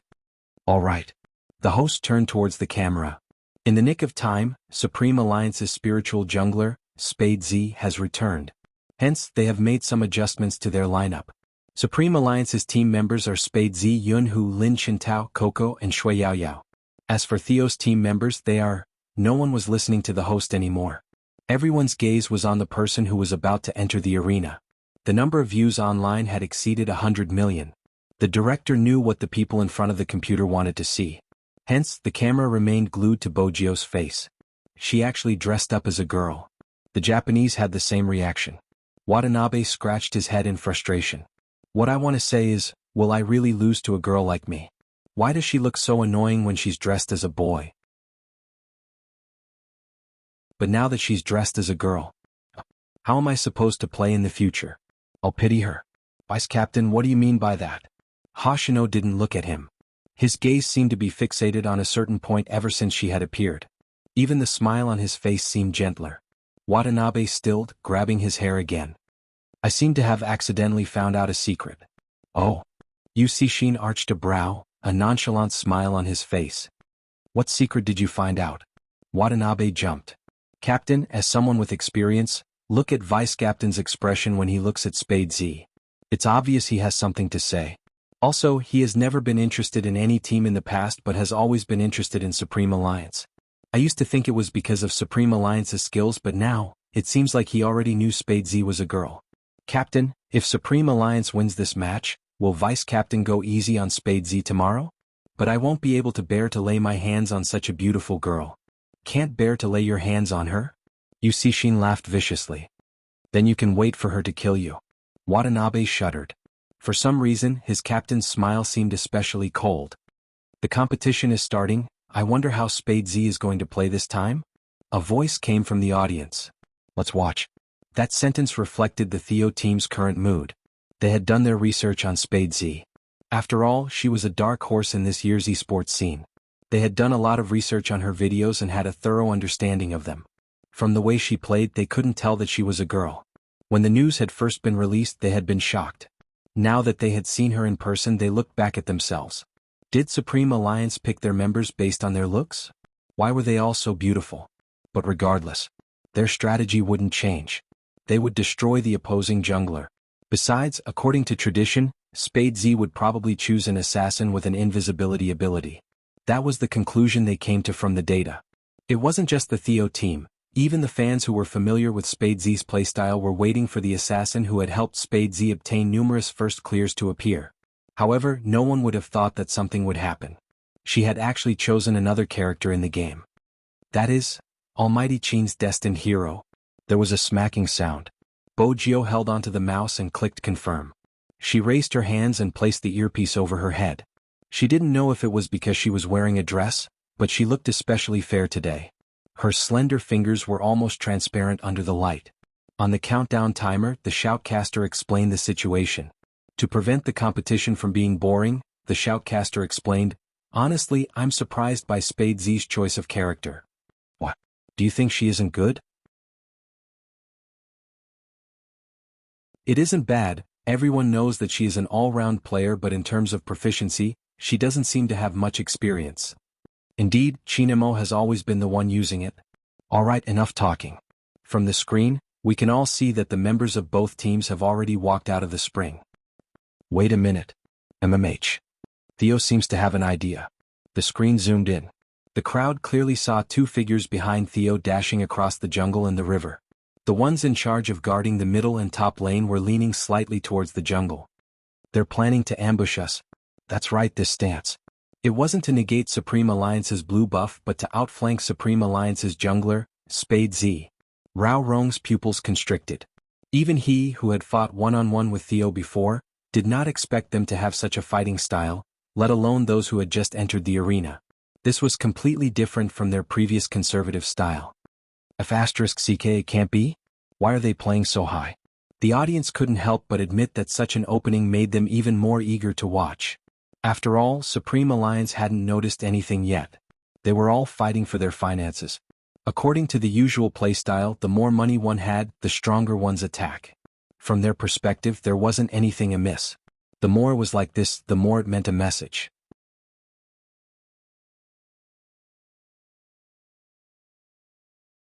Chapter 1346. The moment the thought entered their minds, a loud click came from the screen. Theo's tank had a stun effect. With a swing of his hammer, Bojio froze on the spot. Everyone who played the game knew that control was the most important thing for an assassin. If she was controlled, she wouldn't be able to escape. Besides, there was a tank and a long-range attack. After the signal to attack, the opponent's sorcerer had rushed over to provide support. In an instant, Spade Z's HP dropped by half. She didn't even need to fight in the wilderness. Theo's assassin seemed to have been waiting for this moment. He raised his long spear and leaped in, intending to deal all the damage to her. Right at this moment, Bojio moved her right hand. Bojio sat in front of the screen and moved her right hand. The mouse glowed and everyone could see the lines that appeared in that instant. She moved with agility, avoiding the big move. Theo's assassin missed his target.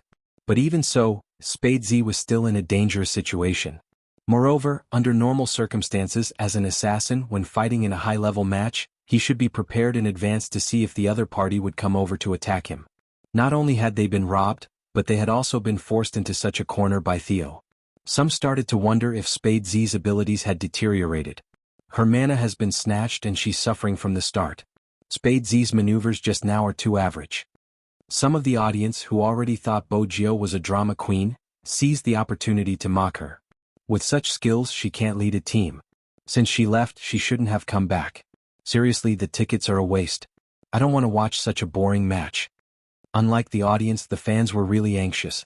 They leaned forward worried for Bojio. On the screen her HP was getting lower and lower. It can't be. Was Spade Z, the FC King, going to sacrifice the first HP in the team battle? Spade Z's fans are going to be slapped in the face.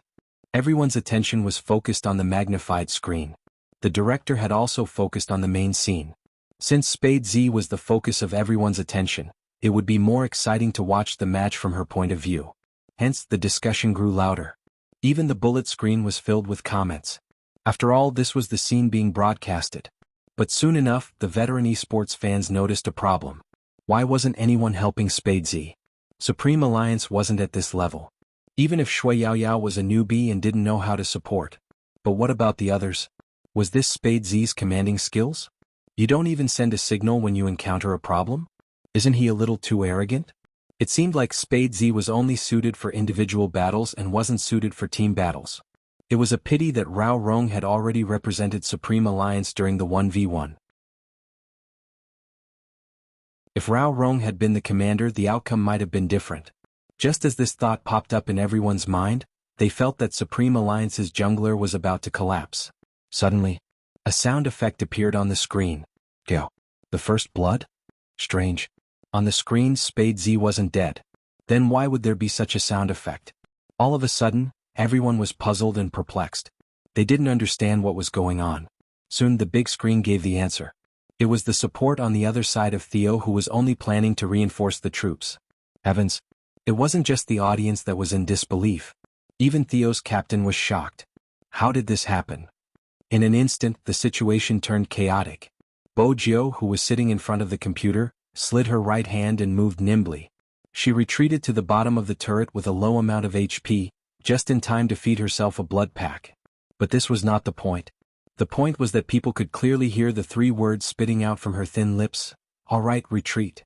The next second the bullet screen went crazy. F***CK, what exactly is going on? Please explain. I can't believe my ears. Was my big spade giving an order? The netizens weren't the only ones who had this question. Even the audience was confused. When the replay was shown, the audience realized that Spade Z hadn't been caught in the jungle. That was when they realized that Spade Z hadn't been ambushed. Instead, she had sensed the opponent's intentions beforehand and had sent a signal to the entire team to attack Theo's support. Hence, when the opponent had come to their jungle, she hadn't reacted on purpose. She had wanted Theo to take the bait and assumed that she had been controlled. That way they would focus on killing her or guarding against reinforcements. However, they hadn't expected that they would be hiding in the bushes to ambush the support. F***CK, this trick of luring the tiger away from the mountain is too good. She didn't just take the first HP, the entire jungle on Theo's right is empty. My almighty Z is telling the opponent that if he dares to use his blue, I'll get my teammate to take the first HP and clear his entire jungle? That's amazing. It was indeed unexpected. No one had expected such an outcome. If one thought about it carefully, one would realize that such a plan to lure the tiger away from the mountain was not something that just anyone could pull off. Firstly, one had to be clear of the opponent's intentions and make a certain level of judgment. Next, one had to have precise positioning to ensure that one would be able to buy time for one's teammate and ensure that one wouldn't die. It was a difficult feat that not many could pull off. It's so cool. That was so cool. The people who had been mocking her kept their mouths shut after witnessing this scene. They were clear on one point. It wasn't that Spade Z's fans had been slapped in the face, but they had been too biased. This seems to be the first time Spade Z has used such a method to start a match. The shoutcaster was a professional. It's novel and impressive. The other person chuckled. Indeed, I'm not sure if you have noticed, but she has completely adapted to her role as a team leader. Using such a method to take the first HP is in consideration of the overall situation. She is now an assassin and also a team controller. I don't know why, but I can see Qin Mo's shadow in her. Honestly, if I were to participate in a match now, they would be the opponents I wouldn't want to face. They are too strong, be it individual battles or assisting the team. In the past, Spade Z's advantage in this aspect hadn't been revealed yet. I reckon Theo's side wouldn't have expected her to use such a method, using herself as bait to allow the team to take the first HP. This is completely different from the way she used to sweep the opponent's jungle alone. It wasn't just different, it was a huge blow to Theo's head. But this alone wasn't enough to secure victory. After all, Theo's skills were obvious. But it had to be said that the mistake in strategy was a huge blow to them. They couldn't stay in Supreme Alliance's jungle any longer. One of the towers in the bottom lane had been destroyed and they had to return quickly. Shui Yao Yao from Supreme Alliance's middle lane and the experienced Yun who had already gathered over. Hence they had to flee. Right at this moment, the figure that was supposed to be under the tower suddenly darted over. She cut off the backline sorcerer that was trying to retreat. K.O. Dumbfounded. Everyone was dumbfounded. They hadn't expected Spade Z to rush out with less than half of her HP. Wasn't she courting death? Even if she killed someone, she wouldn't be able to escape. Theo's reaction was swift. Just as he was about to destroy the other party, the figure held a wine flask and with a flash of her sword, she was back under the tower. First skill, displacement. F***CK, that maneuver is amazing. That's the true meaning of first blood. Is my big spade learning from Almighty Qin? He retreated instantly after killing someone. The crowd was getting out of control. They had never seen it before. In the Asian Cup, China had never achieved such an amazing result. This time, even some of the haters were silenced. They couldn't be haters. Her maneuvers were too heaven-defying. The atmosphere on Theo's side was starting to change. They had assumed that with the information they had, they could deal with Supreme Alliance. It was the same even if Spade Z was around. But now, they realized that the information they had was just information. Because when they truly competed against Supreme Alliance, they would realize how fast they were growing. Moreover, Spade Z was an assassin that no one could predict when or how she would strike. A second ago, when they thought she wasn't fast enough, they realized she was just bait and wouldn't move recklessly. The next second, she dared to attack with half of her HP, using her recovery skill to kill someone. Theo was really feeling the pressure. Their captain changed his style as he turned to the side and said something to the rest of the team. It was obvious that Theo's strategy had changed. They started to play steadily, ensuring that their jungle resources weren't taken by Spade Z. Next, they took a kill in the middle lane, pulling the score from 2-0 to 2-1. Gradually, everyone began to fully immerse themselves in the match. They were evenly matched. That was the mood of the spectators. At this stage, it will depend on who is more skilled. Yu Cixin placed his hands behind his back, whistling devilishly before his voice deepened. But I'm curious why Qin Imo isn't participating in such a competition. Even if he lost his memory, he shouldn't be absent. Hoshino tilted his head. What are you trying to say?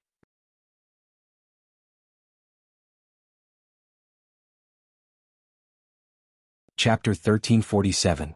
Their captain left. The rest of the Japanese would definitely follow. Watanabe watched Yu Cixin's back view before turning towards them. Vice Captain, you guys can leave first, I'll take a look. Hoshino lifted his thin lips, a smile that was hard to reject. The more Watanabe thought about it, the more interested his vice captain was in Spade Z. His interest was way out of line. There was no love in the esports industry. But judging from his vice captain's intentions, Watanabe shook his head, his expression unreadable. Hoshino didn't seem to mind the misunderstanding from his teammates, his gaze fixed on Bojio the entire time. The battle on the screen continued to be intense. But when the screen switched to Bojio, everyone saw her sharp reflexes, the numerous strategies she devised, the way she predicted Theo's movements and swiftly provided support. She didn't just command the battle, she would also cut the backline at the most crucial moment to take down the enemy. But Theo wasn't weak either, he never suffered any losses in the team battle. Spade Z took down one of their members. They only took one Supreme Alliance member. The team battle went on for more than 50 minutes. In the last match, Theo was still thinking about how to counter Bojio's predictions. Unexpectedly this time, Bojio didn't make any predictions. Instead, she used her best playstyle, leaping in and taking down all the attackers, exchanging 1 for 3. After the explosive damage, Theo didn't have an ADC, sorcerer or top laner. How was he going to continue?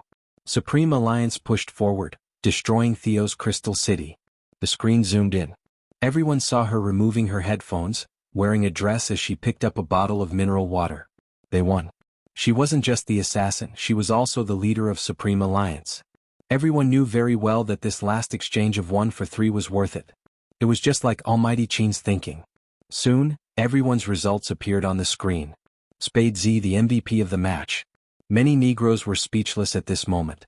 Other than Qin Imo, none of the other Chinese players had achieved such results. Spade Z was the first. Both inside and outside the stadium, there was a huge commotion. After 3 years, this was the closest the Chinese team was to the championship. The media couldn't hold it in any longer, wanting to interview Bojio the most. The audience cheered too. Other than Shui Yaoyao, no one knew how pale the person beside her was. Just now, when she was commanding the battle, her hand accidentally touched her. Shui Yaoyao froze at that moment because the body temperature was too high. It was so high that she was in a daze. Ines Jio was having a fever. That was her first reaction. But before she could do anything, that person's voice came, "Don't leave the middle lane, Yaoyao, don't be distracted." Shui Yaoyao could only focus because she knew that the sooner the competition ended, the more rest he could get. Perhaps, other than this group of teammates, no one would know under what circumstances this battle command was completed. Looking at the increasing number of people, the man raised his head to drink water and lowered his arms. Shui Yaoyao stood in front of her. Bojio knew she was running a fever since even her breath was hot. That was why she kept drinking water. When she saw Shui Yaoyao's actions, she smiled. "It's fine, I can handle it. Leave the media to boss phone." Shui Yaoyao took a moment before adding, "You can walk from the back, Coco will follow you." Coco didn't know what had happened. He was extremely happy after winning the competition, his face full of smiles. Shui Yaoyao had already sent Feng Yi a message. When Feng Yi saw it, he immediately gestured to his assistant and blocked the crowd that was approaching. Friends from the media, I know everyone wants to get the first-hand interview information. Don't be anxious, there will be a chance as long as everyone comes one by one. With that, he gestured behind him to lead her away. Shui Yaoyao didn't delay, blocking the crowd with Coco and taking the chance to bring Bo Jiu backstage to Supreme Alliance's lounge. Fever? Coco's handsome face was distorted. How did you get a fever? Bo Jiu didn't explain, she just smiled and opened the wardrobe, removing her uniform. She seemed to be taking Lin Feng's black down jacket. No, little spade, you're burning up, where are you going? Coco pressed her down, his face stern. Don't go anywhere, wait for old Fox Feng to come over and take you to the hospital for an injection. Bo Jiu pushed his hand away. It's just a small cold, I have something to do. What do you have? Coco looked as though he wouldn't let her go no matter what. What a joke, he could feel the heat through her clothes. Where did you go yesterday, how did you end up like this? Bo Jiu took another sip of water to clear her mind. I didn't go anywhere. Actually, Coco knew something must have happened yesterday. At the start, Captain had said he was going to buy candies for Little Spade and then he disappeared. Little Spade had gone to look for Captain but hadn't returned the entire night. The next time she had appeared, she was alone. Coco didn't ask where Captain was because he was afraid it would upset Little Spade. But how did she end up like this? Could it be? You didn't sleep the entire night? Coco's eyes widened. Bo Jiu paused but didn't reply. She reached for the black mask beside her, preparing to wear it so that she wouldn't be recognized. Coco watched her, knowing that his guess was right. His eyes widened but he didn't know that his guess was only half right. Bo Jiu hadn't slept the entire night, she had stood downstairs for an hour so that he could see her. In order to prevent any blemishes from the competition, she had worn a long dress that wasn't warm at all. Perhaps no one would ever be able to see her good intentions. Only friends could empathize with her. Shui Yaoyao stood at the side lifting her face. She was afraid she would cry because her heart was really aching. Coco wanted to call Feng Yi because he was the only one who could persuade Little Spade to go for the injection. But when that person reached out and held onto his wrist saying, Coco, I have to go now, I have to go to Brother Mo's place before I lose him again. He couldn't make the call no matter how hard he tried. He knew he shouldn't stop her. Bo Jiu smiled.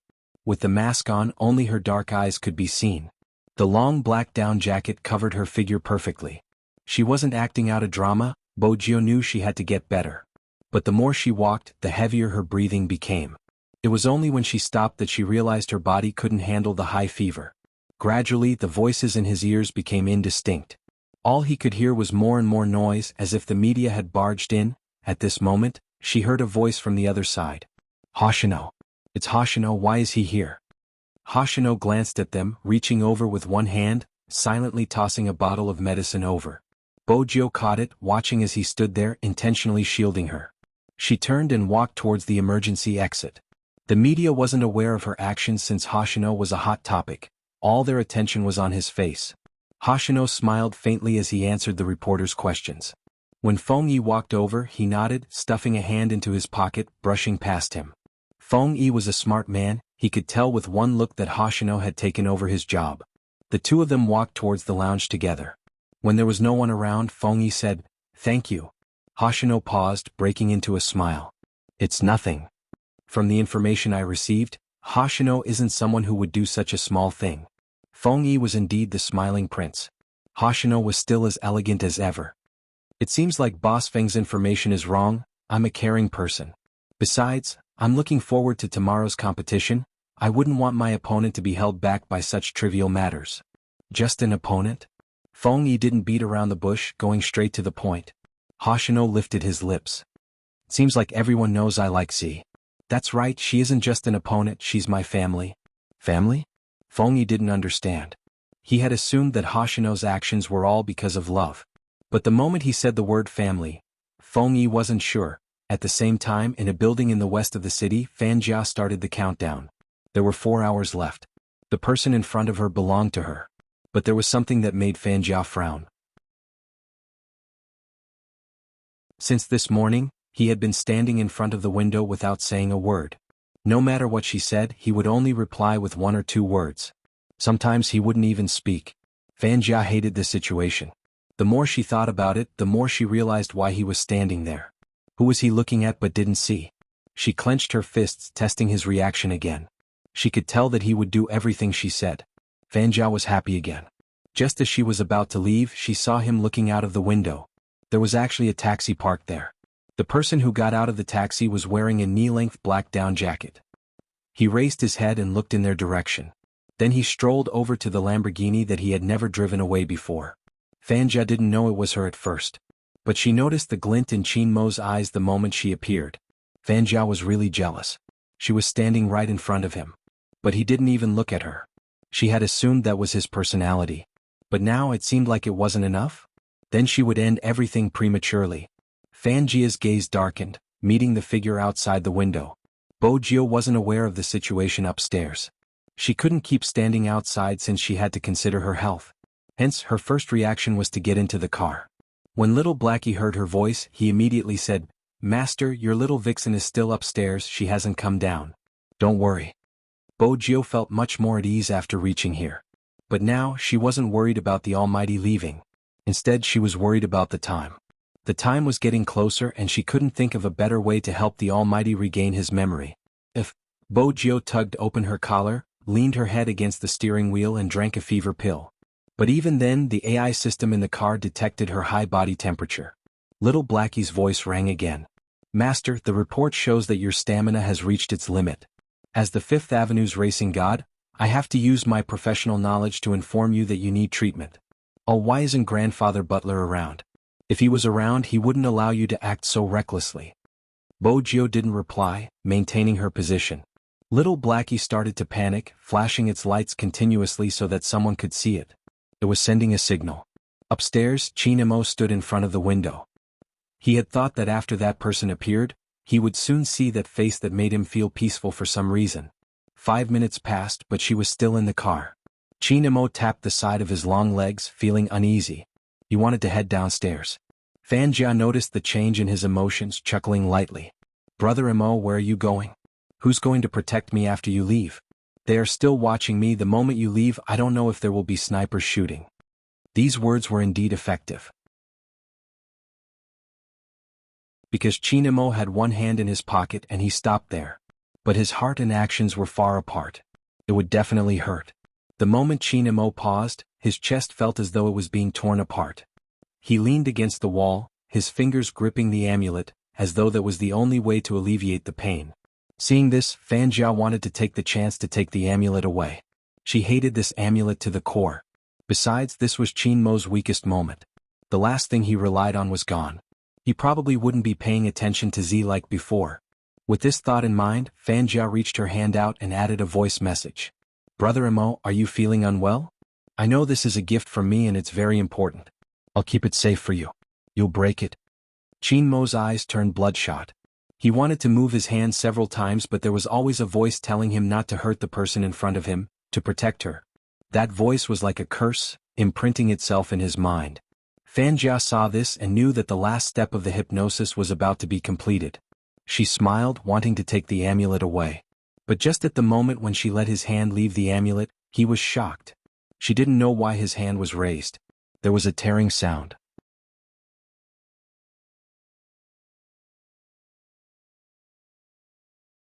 Chapter 1348. When she had heard the tearing sound, Fanjia had been secretly delighted. She had finally gotten rid of this thing. But when she saw the thing on the ground, her expression changed. It was a photo. The photo should have been taken with a Polaroid. The colors were bright. In the photo, the sun was shining brightly. A little girl wearing a tiger costume was pouncing towards a little boy. She was smiling beautifully as though she had been dipped in sugar. The little boy was very cold and his expression was hard to describe.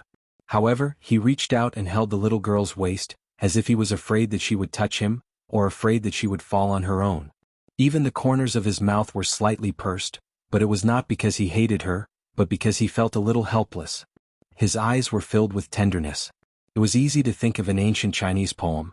The first time a concubine's hair touched her forehead, the drama of folding flowers in front of the door. Her husband rode a bamboo horse, circling the bed to play with green plums.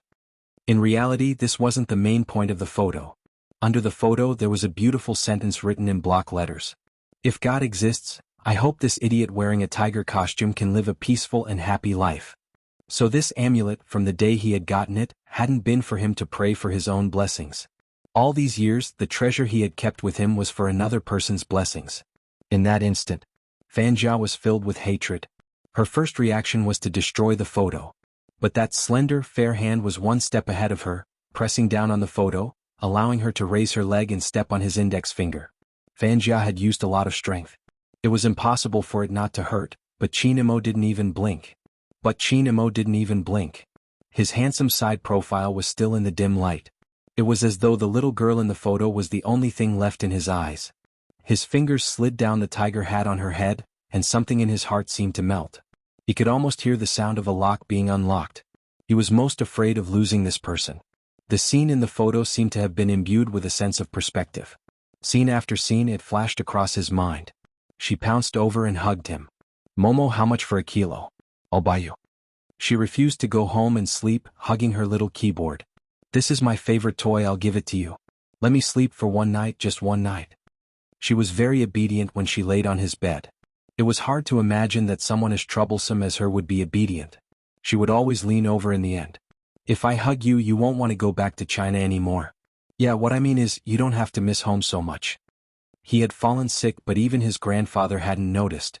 She was the only one who had hugged him. She didn't cry and went to look for the family doctor. After he caught a cold, he was afraid that she would be infected, so he deliberately placed a lot of flower pots by the window to prevent her from coming again. However, even the gods could not stop the little tiger. She had to climb in with a black face. She spent a lot of effort to educate him. "You can't treat your little friend like this." She found all sorts of reasons to sleep with him. Every time they ate, she would give him what he liked. Whatever he liked, he would definitely see her bring it over the next day. Even though her grandfather didn't know what he was interested in, she knew it clearly. The way she smiled, the way her eyes turned red, the way she would press him against the wall after she grew up, the way her lips curved slightly. She had never been anyone. She had always been that idiot who had treated him as a girl. Fanjia sensed his abnormality. She wanted to speak, trying to use words to hypnotize him. But what she didn't expect was that before she could open her mouth, swoosh, a poker card flew over, cutting her face sharply. Fanjia's face turned pale. She watched as the person stood up slowly with the photo. Even her eyes were trembling. She couldn't believe it. No one could decipher the hypnosis. This was impossible, absolutely impossible. But the coldness emitted from the man made Fanjia truly feel fear. The poker card in his fingertips slashed at her again. This time it cut her wrist. Fanjia had never been so close to death. She could tell that he really wanted to kill her. The moment he walked out of the light, Fanjia knew that she was doomed. That wasn't the gaze of someone who was controlled by hypnosis. Instead, he used to be cold, aloof. Fanjia took a few steps back. To her, he wasn't a god, but a devil. The way he looked at her did not have a single trace of warmth. It was as cold as when he had first exposed her. His indifferent tone was as cold as when he had first exposed her. "You want to imitate her?" That time, Fanjia had almost been unable to escape. Because of that, she hated Z even more. She had thought of many ways to kill her. But that person had always been like this, haunting her like a ghost. Fanjia gritted her teeth and took a deep breath. "I did everything because I like you. Why can't you pity me?" Chinmo's voice was calm. "After killing someone and snatching their things, you still say you are pitiful? Why should I give my pity to someone who isn't even comparable to a beast?" Fanjia reached out and covered her ears. I just like you. How can you say that? Do you want to say that you are innocent?" Chinmo rotated the poker card in his hand slowly. Fanjia raised her hand. "Am I wrong? You can go to hell and ask those who died because of you. Aren't they all innocent?" Chinmo moved. The sound of another poker card rang out. Fanjia's other wrist was also cut. She suddenly realized that both her hands were going to be crippled. "How can you be so ruthless?" Fanjia's face twisted. "Why don't you just kill me?" Chinemo lifted his eyelids. "My hands are only for killing. You aren't worthy." When Fanjia heard the last sentence, she seemed to have gone crazy. But right at this moment, Chinemo gestured towards the outside. A group of plainclothes policemen rushed in from the outside. He reached out and pressed her down. Fanjia struggled. Kill me if you can, kill me. Life in prison suits you better than if I kill you. Qin Imo glanced sideways, his eyes cold. Don't worry, you won't die and you won't come out. Don't you like to drown? Try it in prison. Fenjia's expression changed. She understood what he meant. He wanted her to experience death every day. He had crippled her arms so that she wouldn't be able to fight back in prison. What kind of place was prison? It was a place where people were eaten without spitting out the bones. Fanjia must have cried too much. One of the plainclothes men shook his head. That's quite pitiful. Qin Imo tilted his head and glanced over. Do you find her pitiful? I just think that the murderer is pitiful. Since she is already dead, why should she pay with her life? Do you know the difference between humans and beasts? Humans have hearts and understand why the spirits in heaven feel uneasy. They also understand what it means to repay a debt of blood with blood. If you really find her pitiful, let me give you my blessings. I hope that no one will avenge you when the person closest to you is thrown into the sea. The plainclothes man glared, turning to retort. However, he realized that the person was dressed in a military uniform. It was young Master Tang. It was young Master Tang, smiling brightly as usual. I didn't know. Nowadays, people in the system take the victim's place and say that the murderer is pitiful. Fanjia has killed many people, including our comrades. If you are worried about her life in prison, you can pack your things and move to prison. You can still take care of her. Isn't that great? The plainclothes man froze. When he saw that the side profile didn't look like he was joking, cold sweat drenched his entire back. Qin Imo stood in front of young Master Tang. Both of them were tall and slender, but one of them was in a military uniform while the other was in a trench coat. Their styles were completely different. In front of them, Fanjia's methods couldn't be used at all. I have something on. Qin Imo glanced up, speaking to young Master Tang. I can't go back with you. He knew it. Young Master Tang reached out, caressing his temples. How many days? After the Asian Cup. Qin Mo's voice didn't change. Young Master Tang arched a brow. You know I'm in charge of this case. If it had been someone else, he wouldn't have reacted in such a manner. Who else would want to arrest me other than you? Qin Mo's tone sounded as though he was talking about the weather. Young Master Tang laughed. Young Master Qin, you are mistaken. Do I look like someone who would kick someone when they are down? Qin Imo was nonchalant, but his gaze was fixed on young Master Tang. Young Master Tang seems to have misunderstood yourself. His gaze didn't escape young Master Tang's eyes.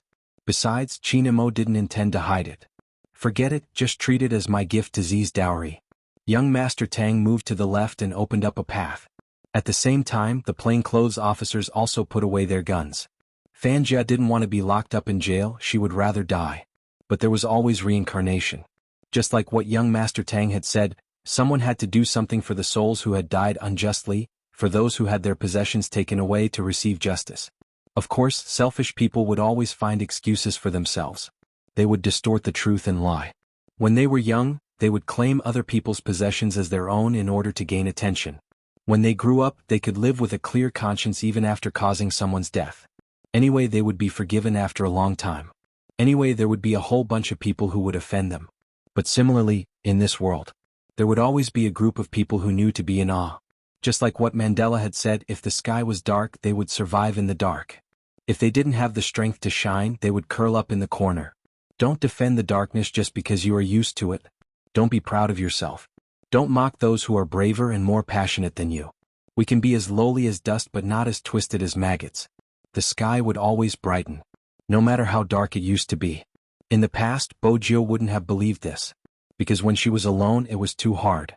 No one could understand what she was saying, much less understand why she was disappointed. But in the end, there would always be someone who would hug her gently when she was sad, asking her in a low voice, "Are you an idiot?" Bojio felt that she would never be able to find such a person, so venomous and gentle. She had thought about it many times. A pure white person couldn't be a light source. Because they were too weak, they couldn't withstand the slightest wave. Unlike that person who was like the Kunlun Mountains. Not only could he light up the lights, but he could also create the shadows of the sun and moon. Hence she liked him so much. Bojio knew that she was losing consciousness. She leaned her head against the steering wheel, feeling a little angry. Just as she was about to move, she realized that the car door had been pulled open. The next moment, there was a slightly cold embrace. Bojio couldn't open her eyes, but her nose worked. The familiar peppermint and tobacco scent made her feel that she was in a daze from the fever. That was why she had the illusion of being hugged. Or perhaps she missed someone too much. That was what Bojio told herself. Her forehead was pressed against a slightly cold object. The next moment he hugged her tighter. Before she could figure out what was going on, a familiar voice came from beside her ear. A familiar voice entered her ears. Little Bojio. Mamich? He was calling her name. Are you an idiot? Chinamo was angry at himself.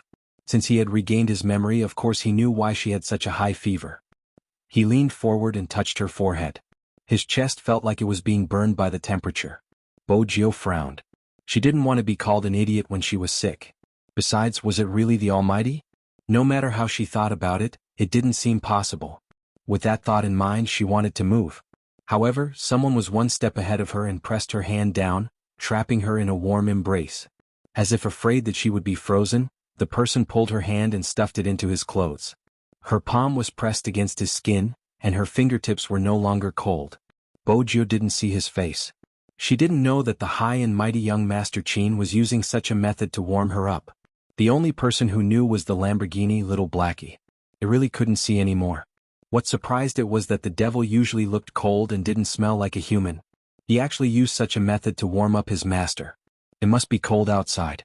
He grabbed her hand and stuffed it into his clothes. It was to make his master feel better. F***ck, even it believed that the devil had true love for its master. It was indeed true love. Because faintly there was a soft, faint voice. I'm sorry.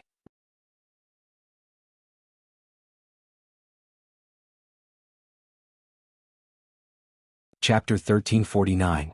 It was hard to imagine the almighty devil apologizing. Little Black felt that it was frightened. The intelligence system's ripples were a little shaky. Little Blackie. Suddenly he was called. The car paused, pretending to be unresponsive. Chinamo reached over and placed Bojio on the passenger seat. He held the steering wheel with one hand and arched a brow. Are you intending for me to pour a bucket of water on your car? Little Blackie couldn't pretend anymore. He turned on the lights immediately. Chinmo's voice was calm. Find the nearest hospital. Lock onto the hospital now, straight line distance. Before Little Blackie could finish his sentence, the Lamborghini sped towards the asphalt road like the wind. It was uncomfortable to have a fever. Especially the joints like the knee, it was especially sore. The fever spread from the inside out. She felt cold and hot all over. Bojio's consciousness wasn't clear. The Lamborghini didn't stop at a large hospital. It wasn't dark yet and there would definitely be a lot of people. It was a clean and large clinic in a small district. It looked high-end and the equipment was complete. But at this hour, it was either a child or an elderly person. It was rare to see someone carrying a person in. But probably because of Chinmo's height, the person in his arms didn't seem sick. Instead, she seemed to be asleep, wrapped in his jacket. The medical staff couldn't help but glance over.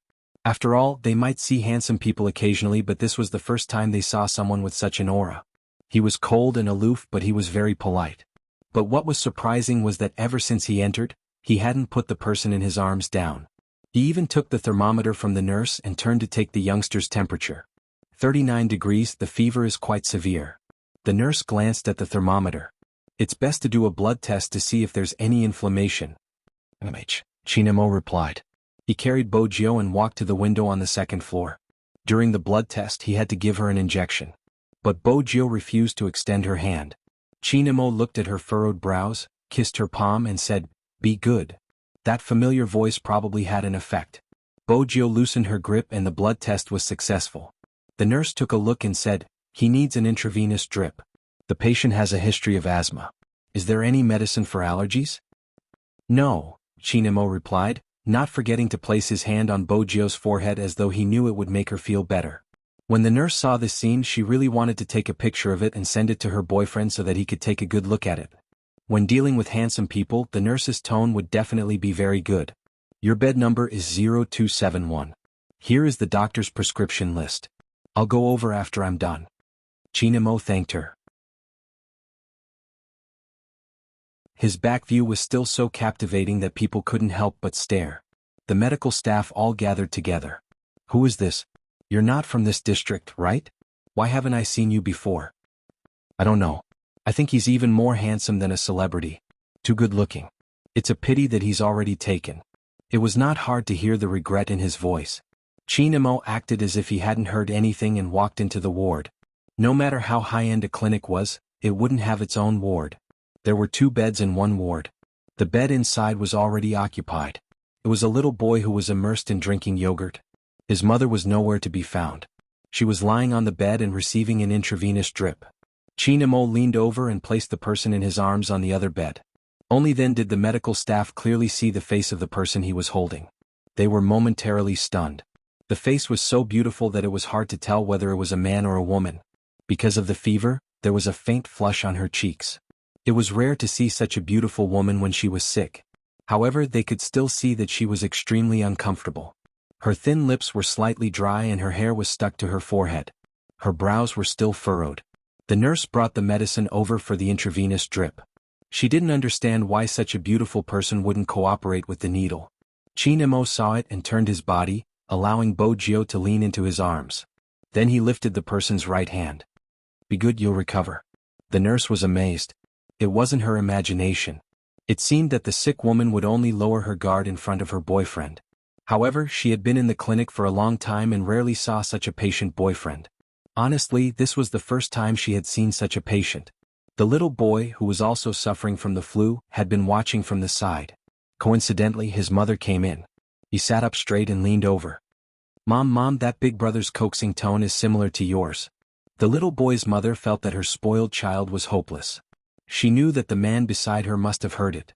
She turned her head and was about to smile apologetically. The person in his arms seemed to be very uncomfortable. She wanted to move the hand that was holding the intravenous drip. However, he held her down. His tone was calm, but it wasn't hard to hear the gentleness in it. "Are you uncomfortable? Bear with it for a while more, the infusion will be over soon." The little boy saw this and shook his head. "No, it's not the same. If I moved, you would have beaten me up." As a mother, she didn't know what to say. She coughed lightly. "Drink your yogurt." The little boy sighed. It was the same fever, but why was there such a huge difference? At first, he thought that this was already sad enough. Unexpectedly, the handsome big brother peeled a piece of candy and fed it to the patient in his arms. The little boy raised his head. "Mom, I want to eat candy too." His mother, who was accompanying him, suddenly felt helpless. Were all the young people in love like this? They were even more meticulous than her own child. Why didn't she find someone like this? Fortunately, the little boy was almost done with the infusion. It was just a short half an hour. The mother and son suffered a blow that they had never experienced before. The little boy glanced over. "Mom, I'm not a troublemaker. My dad never treated you like this when you were sick." "Your dad is a heartless." The mother paused and laughed. "So you have to be nicer to your girlfriend in the future. Be like this big brother, understand?" The little boy nodded. He didn't understand. Why was the older sister in the big brother's arms the one who was sick, but the big brother was the one with an ugly expression? The mother and son left. Only Chinemo and Bo Jio were left in the ward. The person in his arms hadn't woken up yet. Chinemo didn't change his position. He held the paper cup with one hand, the rim of the cup against her lips. This was the scene that Terry, who had been by Chinmo's side, saw when he came in with the things. When he had picked up the call, he hadn't dared to believe that it was really Boss Chin calling him. After all, he had received news that Boss Chin wouldn't be appearing in the near future and that something had happened. After hanging up, his first reaction was to inform Madam and Boss. Then he went to the location that Boss Chin had designated with a bag of candy in his hand. This was the reason why Boss Chin had called him. He knew young Master Jio. Oh wait, it wasn't young Master Jio but Miss Jio who loved candy. He didn't have to think to know that Boss Chin wanted to give these candy to Miss Jio. But even so, when he saw the scene, he couldn't help but pause. After all, Boss Chin had never served anyone like this before. He seemed to be exuding a cold aura, but when he looked at the person in his arms, his gaze was filled with adoration. "Boss Chin, let me do it." As a special assistant, he had to be quick. Unexpectedly, before he could reach for the paper cup, the person in front of him had already taken a sip and leaned over to pass it to the person in his arms. It was as though he didn't exist in the room. Honestly, was he just a sugar bearer? When he realized that he might become a third wheel, the smart assistant placed the candy down and didn't say anything else. He closed the door and stood there, waiting for Boss Chin to buy something for him before entering. As a young man who was still single, he really didn't want to eat Boss Chin's dog food. The sky outside gradually darkened. 2 hours later, Bojio wanted to pull the blanket off her body due to the heat but was pressed down by a hand. It was slightly cold and comfortable. There's still half a can left, will be done soon. That voice made Bojio realize that she wasn't dreaming and that the blurry vision she had had in the car was real. As well as the apology he had whispered into her ear. He was really back. Bojio opened her eyes. The first thing she saw was the person's side profile. He was wearing a dark-colored sweater, his Adam's apple moving slightly under his long neck. His jawline was glowing. It was extremely familiar. Bojio reached out instinctively, grabbing onto his sleeve. This was something she had often done when she was young. Chinamo paused and lowered his eyes to look at her. His long, curly lashes fell and his eyes were deep. Seeing that she had woken up, he didn't stop. Instead, he hooked her face, leaned over and passed the water over again. Bojio was indeed thirsty. Before she could react, she received the kiss.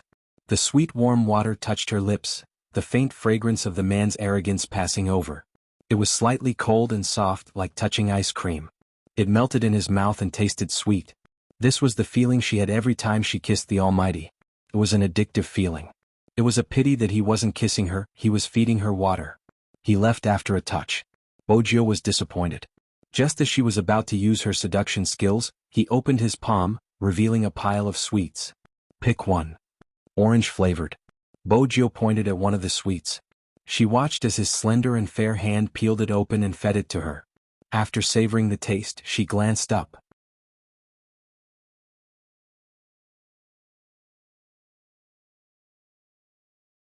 Chapter 1350. MMH. Bojio didn't mind expressing her thoughts. I want to eat meat. Eat meat? Chinamo laughed, his eyes bright like aged wine. We'll talk about it when you're better. Bojio wanted to move. Chinamo reached out and pressed her down, turning to make a phone call. Not long after, the special assistant walked in from the outside, holding a beautiful takeaway box in his hand. What was disappointing was that they were all porridge. Bojio had been a carnivore since she was young. Porridge didn't feel anything. But she was indeed hungry, so she didn't care if she felt anything. Bojio wanted to eat by herself. His assistant was watching from the side, but Bosch Chin was one step ahead, opening the takeaway box. He held the spoon in his hand, looking at Miss Jiu with an arched brow. Open your mouth. Bojio realized that good-looking people would be a feast for the eyes when they fed others. The porridge was still hot. When it reached her mouth, the saltiness was just right and the texture was good. Bojio tilted her head to drink. When she was done, the 4-drip was finished. Before she could stand up, he bent over and pulled her into his arms. It's cold outside. These 3 words were spoken in a very faint voice. Bojio could smell the fragrance on his body. She didn't pay attention to anything else. The sound of his heartbeat was too clear. The corners of his mouth curled up as he exerted more strength with his fingers. Chinamo glanced down at the person in his arms. Retract your face. MMH? Bojio didn't understand. His voice was still faint. You're too pretty, it's dazzling. When Chinamo said this, Assistant Lee turned sideways to open the door. He coughed softly and held back his laughter. When Bosch Chin fell in love, it was really hard to describe. The sky outside was dark. It was winter in Jianghu City and the temperature had dropped to 0 degrees. When the wind blew over, it was exceptionally cold. But Bojio didn't feel anything. She knew that he was blocking the wind for her. Because when they were about to enter the car, she heard his voice. Why is the temperature still a little high? The fever wouldn't subside so quickly. Even within 4-drip, it would take a night to recover. Chinamo was an expert in psychology. He knew the basics of medicine. But for some reason, the moment he touched her warm body, he couldn't wait to lower the temperature. Bojio felt that this wasn't bad. In the past, she had been injured and sick. Come to think of it, he had only taken care of her like this when she was young. After that, she had become the young lord of the hacker world. There were many things that he had to face by himself. Even if he had a fever, he would be fine after a good night's sleep. How could it be like today when there were people coaxing him? Bojio tilted her head and could see his neck. It was long and fair, giving off an aura of abstinence. Cold. He probably noticed her gaze. He lowered his eyes and kissed her eyes. We'll be there soon. Bojio felt a sweetness in her heart. Her head was still burning.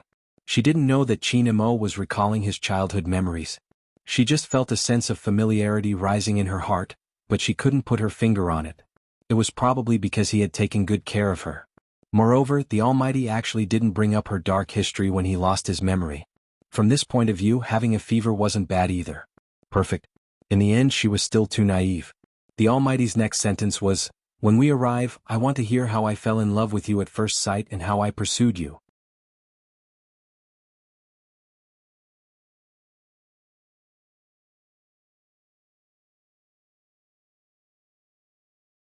Chapter 1351. Just one sentence from the Almighty. Bo-Jio felt as though she had been tricked again. She really couldn't have a dark history. Especially in front of the Almighty. Most importantly, this Almighty was her boyfriend. When they were about to alight, he reached out to pinch her face, his brows arched, giving off a gentle impression. "Do you think you can escape by pretending to be asleep?" Bo-Jio opened her eyes, but before she could speak, he wrapped her up with his jacket. It would be perfect if the Almighty didn't dig up her dark history instead of taking care of her. They weren't heading back to the Qin family's house but to her apartment. Grandfather Butler's expression darkened when he saw his young lord being carried back. But as a gentleman, he poured a cup of English black tea for his assistant. The assistant was stunned when he saw the old man in front of him. When did the Fu family hire such a butler?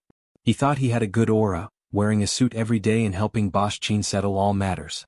If he claimed to be the second best assistant, no one would dare to do so.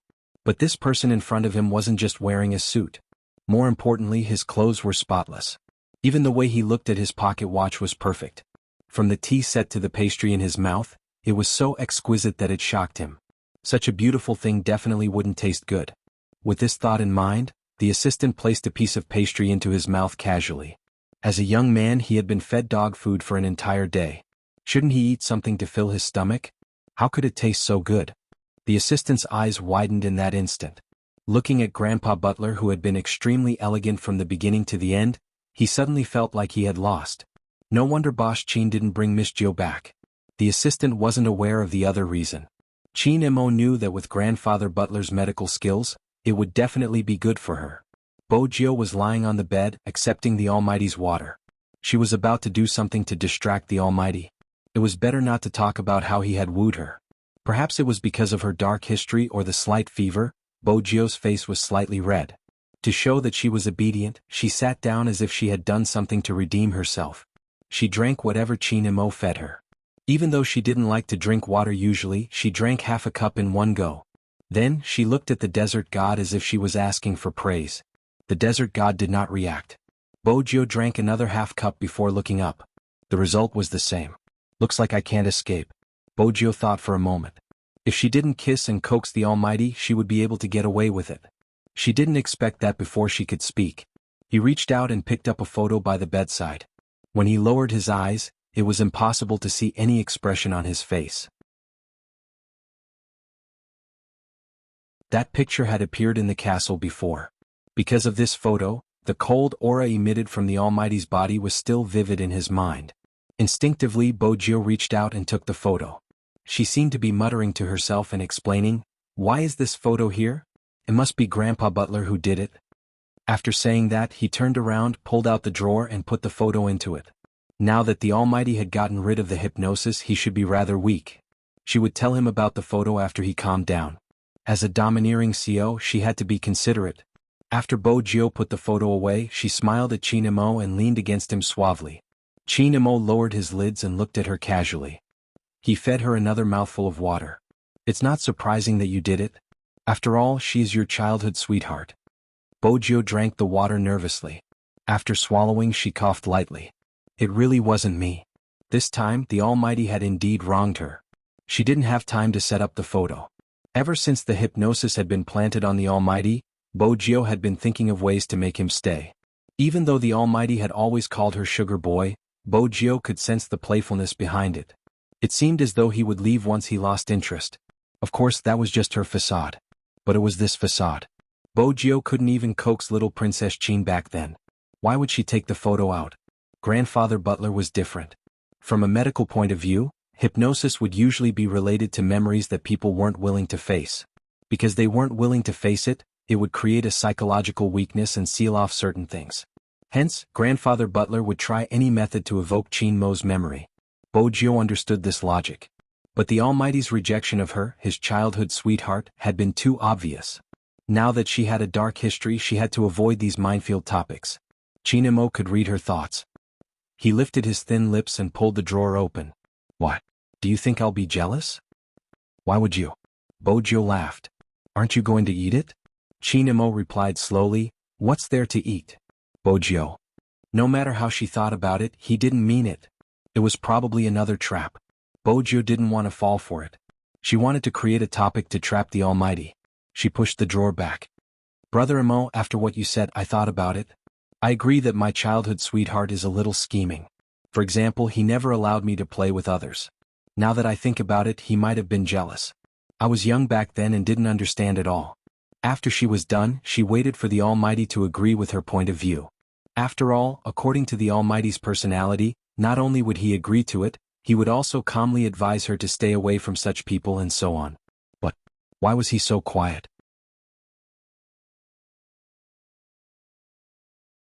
Bojio watched as he peeled off the packaging, his fingers pausing.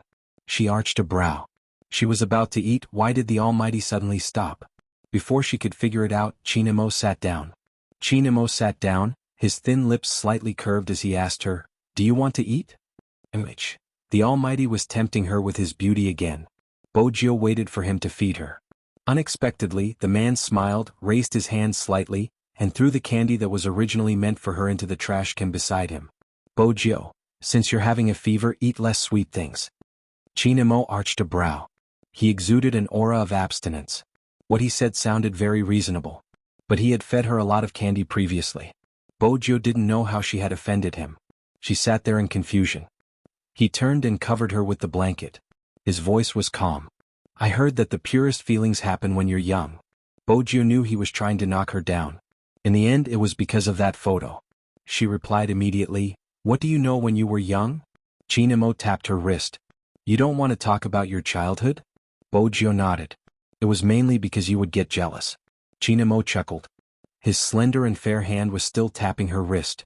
He seemed to respect her opinion. He pondered over it slowly.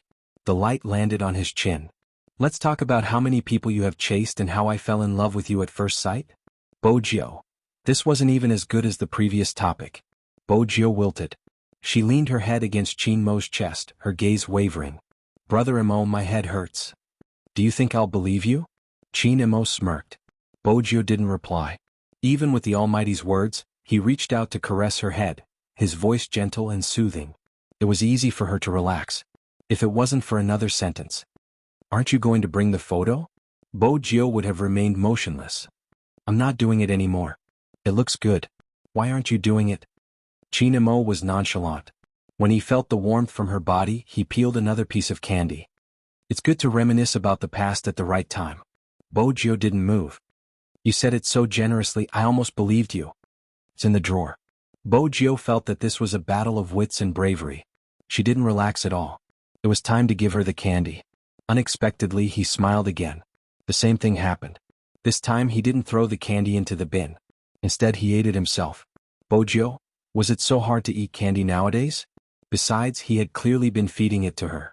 Chinamo swept her a glance, his voice calm. Do you want to eat it? Bojio replied. What if acting pitiful worked? Reality proved that acting pitiful wasn't a good thing in front of the Almighty. Chinamo chuckled, pinching her face. Bear with it. Bojio? Her awkwardness was definitely because of the photo. Bojio's mind was a little empty from the heat. She didn't think about recovering her memory. After all, Chinamo didn't seem to have any intention of telling her. He wanted her to come back on her own. And when he found out that the scheming boy he was talking about was him, that feeling was really. Chinamo lowered his lids, pinching her face again to see how long it would take for her to come back to her senses. Bojio didn't know why he was pinching her, but the warmth in his eyes was too strong. He treated her as though she was a treasure. His eyes were half-lidded, making him look abstinent and seductive. He specialized in attacking people's hearts. The only thing she couldn't do about was seduction. Her clear eyes would naturally stare straight at him. Chinamo paused when he saw her. His gaze deepened and he bent down, intending to kiss the corner of her lips. Unexpectedly, he couldn't control himself. His fingers slid across her softness. He wanted to melt her into a puddle in his arms. Bojio felt dizzy from the kiss. Even a fever couldn't compare to the warmth the Almighty gave her. Even so, Chinemo could feel her body temperature rising. His forehead was pressed against hers. Because of her lack of energy, her heart seemed to be tied into a knot. Her blood seemed to have stopped flowing. He hugged her and in the end fed her a candy. He lowered his head and kissed her hair. "Tell me when you're thirsty." Bojio didn't think the Almighty was good at taking care of people in the past. But this time it was different. Actually, even though it was just a fever, it was quite troublesome. There was no taste in her mouth. She wanted to drink water and eat something sweet and sour at the same time. But it wasn't good to eat sweets all the time. Her throat couldn't take it. It wasn't easy to make a person with a fever comfortable. However, his eyes never left her. Whenever she moved, he would know what she was going to do. The candy was replaced by fruit, and he was the one who fed her the whole time. She didn't even need to go to the washroom. Bojio's hands were weak, but she didn't need the drip anymore. He didn't listen to her. He bent down and carried her into the washroom. He even helped her untie the belt of her pajamas. The back of the Almighty's hands was very white. His fingertips seemed to be glowing. It was a sign of his temperament. When he brushed past her, Bojio always felt that it was strange for his hands to untie her pants. But from this angle he didn't seem to mind at all. "Call me when you're done." It was probably because he was taking care of her meticulously. Under the Almighty's supervision, Bojio drank many cups of water in one go. At around 10 p.m., Bojio's body temperature had returned to normal. Bojio's body temperature returned to normal. She closed her eyes and fell asleep in his arms. Unlike her, Chinemo didn't sleep. He hugged her with one hand and used the other to check her temperature from time to time. A fever was most afraid of relapses in the night.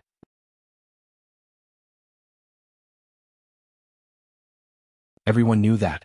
Chinemo didn't fall asleep immediately. His fingers caressed her cheeks and pushed the hair away. The gentleness in his eyes was bottomless. It seemed like it was about to spill out. But Bojio, who was already asleep, didn't see it.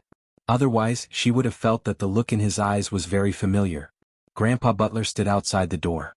He had prepared the soup and wanted to come in, but when he saw this scene, he silently closed the door and looked at the silver pocket watch. He was clear that even without him, young Lord would recover very well today. Because the best medicine was meticulous care.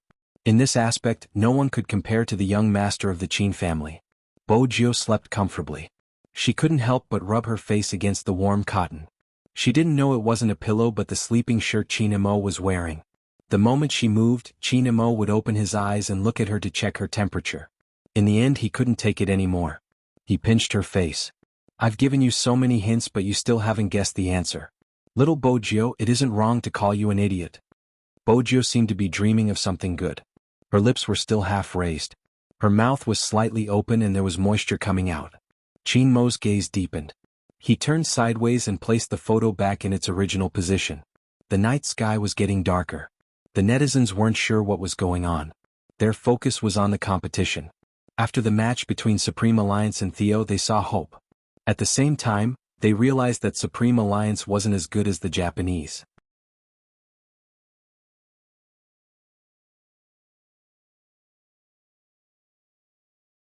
Chapter 1352. After the match between Supreme Alliance and Theo, they saw hope. At the same time, they realized that Supreme Alliance's standards weren't as good as the Japanese. Many analysis posts were published, the gist of which was that the chances of Supreme Alliance losing were too high. It wasn't because Supreme Alliance wasn't good, but because the Japanese were too capable. Putting Yusishin aside, Hoshino's skills were world-class. They weren't just members of the Japanese. They were chosen by the Japanese to represent them in the international competition every year. Moreover, Supreme Alliance's strength didn't only come from their individual skills, more importantly, it came from their own fan base. Any one of them could start a conversation. It wasn't just limited to China. A long time ago, Lin Qintao had mentioned that Hoshino was his idol. His influence was evident since he was the idol of professional gamers. Supreme Alliance versus the Japanese. In China there wasn't much of a difference. But in the international esports scene, the name Supreme Alliance hadn't appeared in the past 3 years. The foreign media had flipped through Supreme Alliance's competition history. Such a team wasn't eye-catching. Except for the most valuable esports player. But it had been 3 years since Chinemo had been sealed. From the foreign media's point of view, Supreme Alliance hadn't been outstanding for the past 3 years. Did that mean Qin Mo's strength had weakened? After all, in China, many esports players would start a live stream after becoming a professional esports player. The huge influx of fans seemed to have made them forget their original intentions. In the end, they could still do live streams but not professional esports. It was simple, the money earned from a professional esport wasn't as fast as a live stream. Besides, the fans would sometimes have fantasies about them, sending countless girls to their doorsteps. Hence, in the eyes of the foreign media, Supreme Alliance was already in the same state. After all, the team's looks made people feel that they should be celebrities. Moreover, it was Qin Mo. Many people said that if you were ugly, people would subconsciously identify you. Similarly, handsome people could do it too. It was just that their positions were different. The greater the discussion, the greater the pressure on Supreme Alliance. On the other hand, since they were professionals, they had to bear this pressure. The internet cafe was still lit but it wasn't open.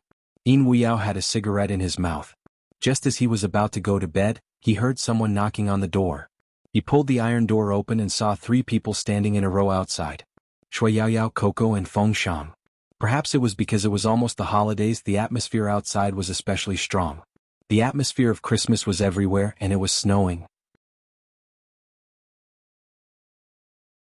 The 3 of them always looked very young when they wore their combat uniforms on the outside and cotton-padded clothes on the inside. But Yin Weiyao thought for a moment. These 3 weren't that old, the oldest was only 19 years old. Come in. Yin Weiyao was still holding a box of instant noodles in his hand. Now that he saw 3 more people, he turned around and asked, "Do you want to eat?" The 3 of them nodded and followed behind Yin Weiyao, like children following their parents. As Yin Weiyao cooked instant noodles with a cigarette in his mouth, he wondered if he had become a mother ahead of time. One of the benefits of internet cafes was the abundance of snacks. The 3 of them didn't train today. Other than Coco, their faces were now recognizable. Even when they walked over, they wore masks and were now sitting in the private room. The private room was huge. The 3 of them sat, hugging a huge pile of snacks and watching Slam Dunk. Unlike the National League, they didn't play like their lives depended on it. They didn't watch the Japanese's tactics. There were so many classic images of the Japanese, they could imagine it even with their eyes closed. If there was a god in every field, the Japanese were undoubtedly the god of esports. Logic told them that they should relax and face the competition the next day. But they couldn't sleep, tossing and turning. It seemed like there were times when one would have such a feeling. When you were an ordinary person, you wanted to live a little more. When you weren't ordinary anymore, you could walk on the streets and see people discussing the holidays as they pleased. But when you could only wear a mask and walk through the dazzling array of shops, you would always be envious of others. The loneliness in your heart didn't seem to have found peace. Even the uneasiness wasn't something anyone could understand. Because they could feel their standards dropping, they couldn't help but walk here. Coco had thought that he would be alone, but the moment he turned the corner, he saw little stutterer tying his shoelaces and Yao Yao waving at them. They didn't plan to meet each other, it was just a chance encounter. It seemed like everyone was the same, only then could they feel at ease. They knew what they were afraid of. They were afraid that they would lose the competition when their captain wasn't around. They were afraid that they would drag the entire team down because of their poor positioning. They didn't need anyone to tell them, they were clear about these problems. They were even afraid of these things, worried about them. After all, Little Spade had been in a bad state after the competition. Even now, her phone hadn't been switched on. The discussions online continued. They couldn't satisfy everyone. Even if they were sick, there would still be people who would find fault with them. Yin Weiyao had been in the industry for a long time, he knew what they were thinking when he came out with the noodles. He used his chopsticks to knock on the side of the pot. "Bring the bowls. Why does the noodles feel a little hard?" Coco was the first to eat. Feng Shang took a sip of the soup. There's something to eat, that's good enough." He accepted the explanation. Yin Weiyao was a rough uncle, he usually boiled his noodles, but when he saw the 3 of them, he turned on the fire. He arched a brow and took a bite, realizing that it wasn't delicious yet, he stopped eating. He lit a cigarette and put it in his mouth, smiling faintly. "I say, I'm an old man, I don't worry so much. You guys are so young, why are you thinking so much? Even if you lose, you will still have a chance in the future." Coco paused, not saying a word. Yin Weiyao patted his shoulder. "Don't give yourself too much pressure, we'll talk about it tomorrow. Don't worry about making mistakes, these things are normal in the competition." It wasn't clear if Yin Weyao's words were effective or if it was because of the hunger, it was easier to resist. After finishing the noodles, the three of them found their own beds and sofas, lying down and falling asleep. Yin Weiyao glanced at it and brought 2 blankets over without batting an eyelid. One covered Coco and Feng Shang, while the other covered Shui Yaoyao. Then he turned his head, turning off the lights in the room. In the darkness he didn't go to sleep, instead he turned his head and lit another cigarette. Then he took out his phone, sending Feng Yi a message. They're all asleep, they've thought it through now, but I don't know what will happen tomorrow. When Feng Yi saw the message, he raised his hand and loosened the collar of his shirt. He lifted his head and looked at the city lights outside the window. That's right, what should I do tomorrow? He wasn't the only one thinking about this. With both hands in his pockets, Lin Feng, who was wearing a long black down jacket, was also thinking about this question after walking 3 streets. He was probably so focused that he didn't even notice the glass door in front of him. With a loud bang he crashed into it. Lin Feng said in pain, "Ah." The most awkward thing wasn't being seen by strangers. It was being seen by the people he was most familiar with. It was accompanied by light laughter from the girls. What else could Lin Feng do? He had an expression that said, "I know you're laughing at me." Unfortunately, he was wearing a mask, the expression couldn't be conveyed. But when he glanced sideways he met a pair of eyes. That person didn't ask if it was painful, raising his hand, brushing aside the hair in front of his forehead, his fingertips rubbing the reddened area. He didn't need to think to know that the other party must have seen the scene just now. "What are you thinking about without looking at the road?" Yunhu's voice was calm. Lin Feng coughed and avoided the topic. He also avoided his hand. "Why are you here?" Yunhu didn't intend to hide his tracks. "I followed you all the way." When Lin Feng heard this he felt a little uncomfortable. She heard him say, "I've seen enough stupid things." Lin Feng opened his mouth, wanting to start a war. "Let's find a place to talk." Yunhu looked serious. "I'm under a lot of pressure." When Lin Feng heard this his attitude changed instantly, placing his hand on Yunhu's shoulder. "Come, tell me what's bothering you." Ever since he was young he had always been troubled by a lot of things. Yunhu was someone else's child. Pressure? What a joke. He had never experienced it before. Moreover, he had never experienced any major setbacks, other than the ones they had experienced together. It was all because he was obvious. On the other hand, Yunhu really couldn't see anything. When Lin Feng was young he wanted to be a caring brother, but he never had the chance because Yunhu was outstanding, there wasn't any pressure at all. Even during the few days before and after the college entrance examination, he still ran on time. It was as though nothing could affect him. Now it was finally Yunhu's turn to need his guidance. It was a dream come true. Lin Feng walked to the side with Yunhu, pleased with himself. Yunhu glanced sideways at the hand on his shoulder. He smiled. This guy didn't seem to realize that there was a difference between a straight and a straight person. The two of them were at the largest commercial square in Jianghu City. This square was originally very fashionable. In addition to the geographical location, there were many people even at night. There were balloon sellers, guitars and some young rollerblading kids. Perhaps it was because Yunhu's height was too eye-catching. Even though both of them were wearing masks, their tall and slender figures attracted many girls. Lin Feng didn't realize that the gazes were directed at them. He brought Yunhu to sit on the long bench in the square, looking at the pile of balloons not far away. "What kind of pressure is it? Are you afraid you won't perform well tomorrow?" Yunhu replied faintly, his long legs crossed. He didn't look like he was under pressure, as though he was just finding an excuse to stay with this person. The atmosphere was especially festive. They could vaguely hear the music from the coffee shop. It was Eason Chen's voice, singing, "Christmas Knot." "I completely understand what you're thinking." Lin Feng seemed to be very experienced, sighing deeply, starting to imitate Yunhu's posture. He sat like that, relaxed, but his hands were a little cold. But this didn't affect his interest in being a caring brother. "As long as you wait for me?" Yunhu spoke before he could. "I'll go buy a cup of coffee." Lin Feng agreed with this point. Being a caring brother meant drinking coffee, that would make it seem more formal.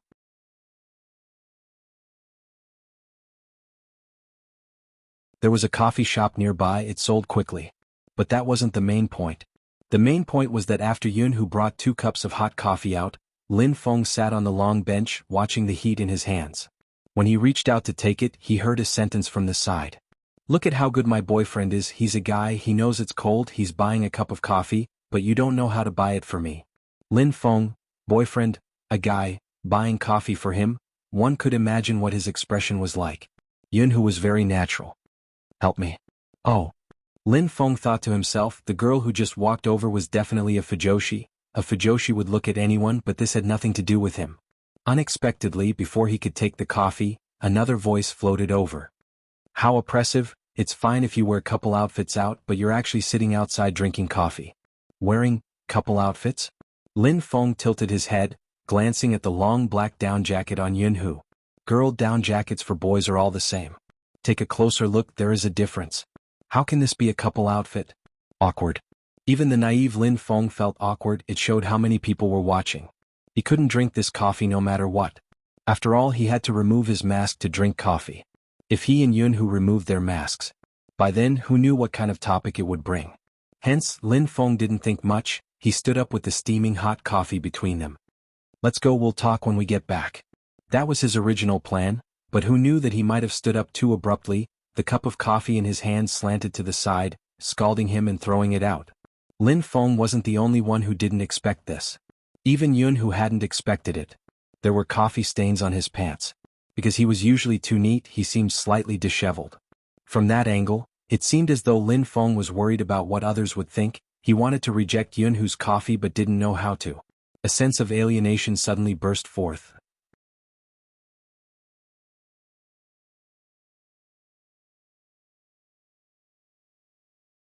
Chapter 1353. Lin Feng sensed it too. He opened his mouth, wanting to explain. That I'm not, Image. Yunhu interrupted him as though he didn't care. I know. Lin Feng watched the back view in front of him. Do you want to wipe your pants first? I'll wash it when I get home. Yunhu held onto the coffee cup, his eyes half-lidded, seemingly nonchalant. Lin Feng felt that his brain wasn't working properly. He could indeed wash it when he got home. I'll call a cab. Lin Feng wanted to make it up to him, but he didn't expect that there wouldn't be any cabs nearby, probably due to the festival. The taxi queues in front of the commercial plaza were also in short supply. Yunhu stood there and could clearly see the steam rising from the coffee cup. He tilted his head to look at the person beside him who was still tapping on his phone.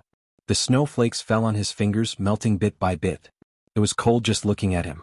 Yunhu paused, taking a step forward, passing the coffee cup in his hand over. It'll be quick, Lin Feng didn't understand. What did he mean? But this time he held it firmly, not spilling it out. Yunhu took out his phone. I'll call a cab, hold the cup, it can warm your hands. It was too polite to thank him. Lin Feng could only take the cup, using the moment he removed his mask to secretly take a sip. Unexpectedly, there was another voice coming from the other side. Two people drinking from the same cup, it's an indirect kiss. Little Show just doesn't seem to agree, but he actually likes it. How awkward the cute zero is. Lin Feng almost spat out his coffee. Cute. Zero? F***CK girl, take a closer look at my face. Even if I'm gay, I should be a one. Okay. Lin Feng told himself to calm down. Removing his mask would definitely expose his identity. Yunhu swept him a glance. What's wrong? Nothing. Sometimes Lin Feng envied people with poor hearing. Yunhu kept his phone, his long fingers moving. There's no car, let's go another round. Sure, let's go. Lin Feng didn't know that there wasn't a car up there, but Yunhu didn't call for them, hoping that they could stay like this for a while longer. After all, it was a festival. It was a festival that only couples would celebrate together. Lin Feng didn't think much of it. After all, it would be better if he didn't sit on the bench. Moreover, he wouldn't be able to sleep if he went home now. This time, compared to before, it was much more ordinary. There was music floating in the square, and many people were taking pictures with peach hearts that were emitting light. During such festivals, the square would always have many shaped lights. Just looking at it made people feel like they were full of young girls. Lin Feng didn't really understand what a girl's heart was. However, seeing so many girls taking photos for a straight man like him, it was also a beautiful scenery. If it wasn't for Yunhu's sudden question, do you care a lot about people calling you zero? Nonsense, I'm just. Lin Feng paused for a moment. So this guy had heard him. Yunhu stuffed his hands into his pockets. It's not your problem. Anyone who is with me will be the one down there. Lin Feng chuckled. Brother, your ability to boast has improved a lot. Yunhu leaned forward. Isn't it? Lin Feng looked at the pair of eyes that were suddenly so close to him. For some reason, his heart tightened. He tilted his head. You can talk if you want, but you're so close. You're scaring me. Even this can scare you. Jianghu straightened and spoke slowly. When did you become so timid? Or are you worried about other people's words? You should indeed maintain a distance from me in the future. Let's go, the car is here. When Lin Feng heard that, he felt that he couldn't explain himself. Very quickly, Jianghu raised his arm and placed it on his shoulder. He hugged his neck like a good brother. I'm joking. Let's go, the car is really here. Just like that, Lin Feng allowed Jianghu to mess around.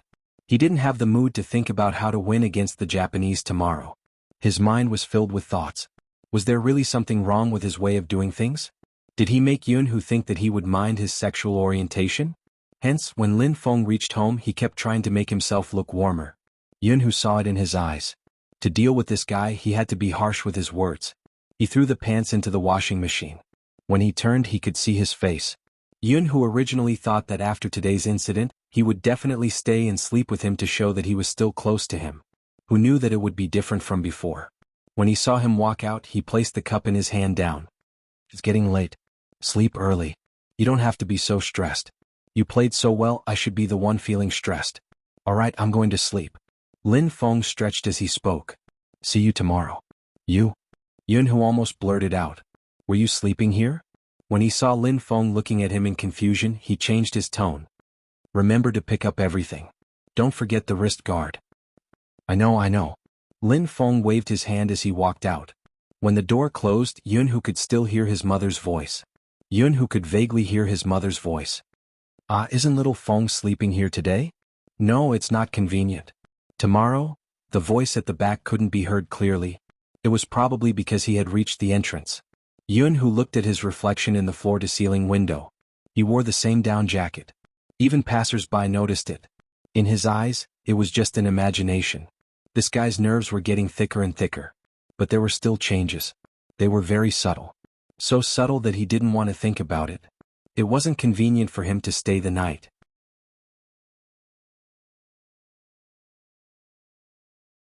What exactly was he thinking? Jianghu leaned his head against the window. Outside, the lights were bright and dazzling. It seemed that with that person around, the pressure would be greatly reduced. The Japanese were indeed too strong. They were so strong that he was worried that that person would return to his state after the competition. Even if it wasn't his fault, he would habitually look for the reason on himself. That thick-skinned person wasn't slow at all in certain aspects. Time trickled by slowly. The sky started to brighten from the east. In the largest building in Jianghu City, the staff had already started to enter the arena. Their busy schedule showed how much importance the country and abroad placed on the finals. An hour later, the foreign media translator arrived. His aura was strong and attracted many people's attention. The Chinese side had been guessing what could have attracted so many foreign media from so many places. They wanted to interview them. The media was good with their words. Of course, they wouldn't express that they didn't care about Supreme Alliance. They just smiled. Everyone knows the Japanese's ability. Their competition will definitely be exciting. I believe the others are here for the same reason. It sounded tactful, but upon closer inspection, it couldn't be more direct. They hadn't mentioned Supreme Alliance throughout. They would only speak when asked. Supreme Alliance, I haven't seen their competition, but since they are representing China, they should be great. It was a perfunctory response from adults. It was obvious from their expressions that they hadn't even heard of Supreme Alliance. Of course, some of the media had done some research before, but that was all. There weren't many who were interested in Supreme Alliance. When they were asked, which team do you think will win? They laughed. I think the answer is obvious. Anyone who can compete with Hoshino and Yu Cixin will learn a lot from this competition. Perhaps Supreme Alliance is strong, but these two international players are hard to surpass. With them, the Japanese will definitely win. The words weren't pleasant to hear. But it was undeniable that they were objective. Hoshino and Yu Cixin, these two names were sought after by many esports fans regardless of their nationality. They were idols for many people. Hence, it would be difficult for Supreme Alliance to win. After all, the competition between Xiangnan and the Japanese was still fresh in their minds. That year, Yu Cixin hadn't even participated in the Asian Cup. Just Hoshino alone was enough to defeat the Xiangnan team. During the National League, Supreme Alliance and Xiangnan had been evenly matched. It had been difficult for them to even win. With such a comparison, the difference was obvious. Moreover, Supreme Alliance was lacking Qin Mo. The netizens were also complaining. It seemed like some people were indeed like that. Whenever there was a domestic competition with an overseas team, they would always feel that the overseas team was better. There were also some who didn't know anything and started scolding. For example, "Don't come to our competition if you are so capable." Some even said, "If Supreme Alliance doesn't win, it will be a disgrace to the Chinese." It was easy to say, but these people didn't seem to consider that no one had the responsibility to win. Fortunately, all the players had disconnected from the internet. When she picked up her phone, it wasn't because she didn't want to look but because she knew it would only worsen her mood. Indeed, there were many supporters. There were many heartwarming words too. But with the competition ahead, there was a formless pressure. Hence, even though she had been burning for an entire night, there was still a string called time hanging in her heart. She opened her eyes before it was 8 p.m. Once she realized where she was, she glanced up and saw the handsome face inches away from her. It was probably because he had to take care of her last night that he didn't even take off his jacket. His black trench coat was half open, and the fur around the collar was stuck to the pillow. Her face was right on his chest, and she could see the sunlight shining on the bridge of his nose. Perhaps because the halo was too strong, even his eyelashes were a shade darker than before. Like a crow's wings, they cast a soft shadow on his elegant and handsome face, making him look especially clean. Bojo wanted to get up, but the moment she moved, he woke up.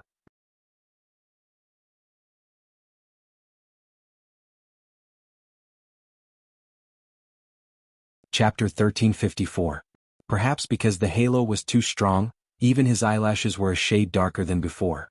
Like a crow's wings, they cast a soft shadow on his elegant and handsome face, making him look especially clean.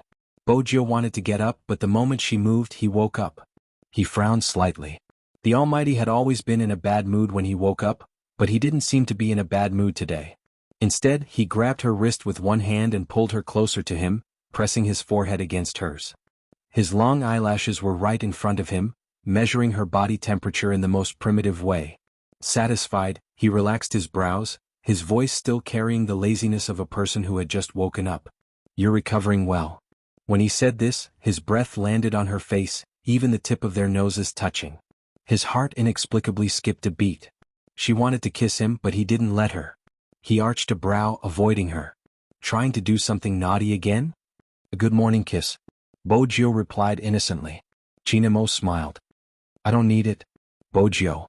Was dating the Almighty so unromantic? Indeed, it wasn't romantic at all. The moment she opened her eyes, he brought her a cup of medicine. Bojo didn't like medicine, so she poured half of it. The awkward thing was that the Almighty, who had just finished washing up, caught her in the act. "Seems like you have a problem with the medicine I brewed for you," Chinamo said nonchalantly. "There's a competition later, and after drinking the medicine, you'll feel sleepy." Bojo replied righteously. "I'll feel sleepy when I have a fever," Chinamo replied, tapping the bottom of her cup with his finger. The Almighty had this aura. If you didn't listen to him, it would seem like you were being unreasonable. Bojo tilted her head up and finished the rest of the cup. The root wasn't bitter, but she couldn't stand the taste. She wanted to rinse her mouth. The moment she placed the cup down, he leaned over and kissed the corner of her lips. It wasn't an expected kiss. Bojo's hand stilled as he smiled. "Not bad, you're a good girl." That was. Little Bojo lifted her thin lips after being praised. She couldn't suppress her happiness. However, for some reason, there was an indescribable sense of familiarity. Even as she brushed her teeth, she couldn't help but feel confused. Because they were going to the competition, their clothes were very simple. The black and white uniform wasn't complicated, but when Bojo wore it, there was an indescribable tension. Today she was not wearing a dress. Because everything that needed to be proven had already been proven. He looked like a handsome young man who had walked out of a manga. The black diamond earring on his left ear was sparkling. When she walked out, she saw that person standing in front of the dressing mirror, tilting his head to tidy up his sleeves. His slender and fair fingers were beautiful. It was as if just this action alone could remind her of the way he played games. Time and time again he amazed everyone and created impossible records again and again. The Almighty's skin was really good. The white porcelain always gave people a cold feeling that was difficult to approach. Abstinence's aura had never weakened since he put on the battle uniform. Behind him, the word Supreme Alliance floated. It was just like the first time they met, when he stood at the highest point. That was right. Bojo told herself.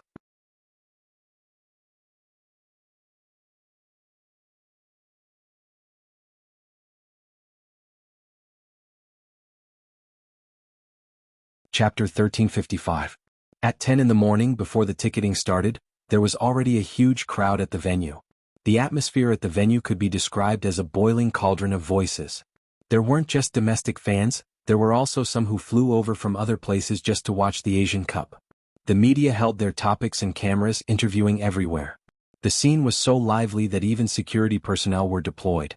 The subway entrance at that station had been blocked to the point where not even a drop of water could trickle through.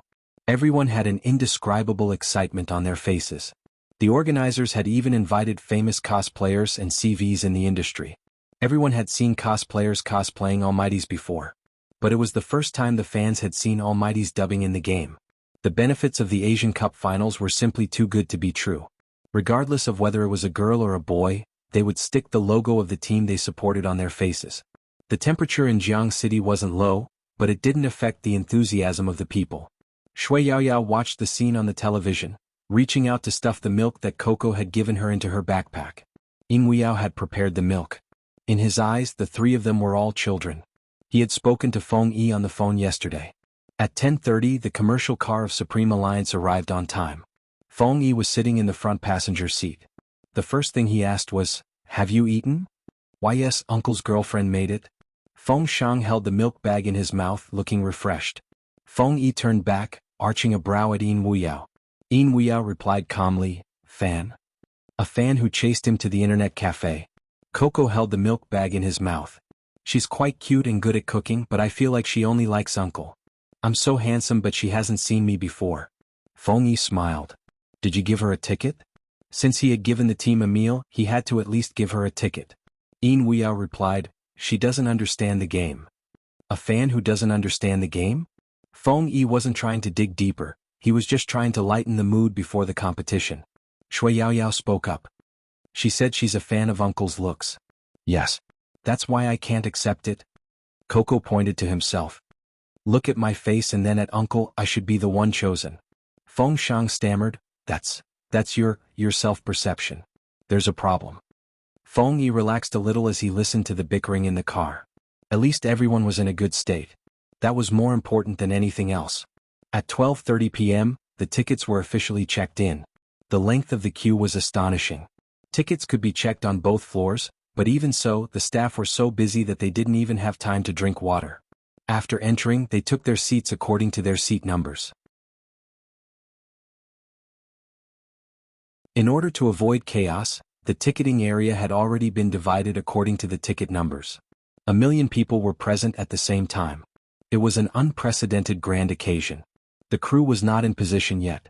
However, this did not affect the live broadcast of some media on the platform. Anything that happened at the scene could become a hot topic on a certain blog. The esports channel of a certain live streaming app even did a big follow-up report. The host was a streamer with a huge following. The competition is about to start. The Asian Cup is held every year, but this year's competition is especially popular. Almighty C, have you guessed the reason? Firstly, this year's Asian Cup is being held in our country. Many esports fans in our country are looking forward to it. After all, in the past, they had to travel to other countries to watch competitions and even the itinerary was inconvenient. Now that the Asian Cup is being held at home, the feeling and attention will definitely be different.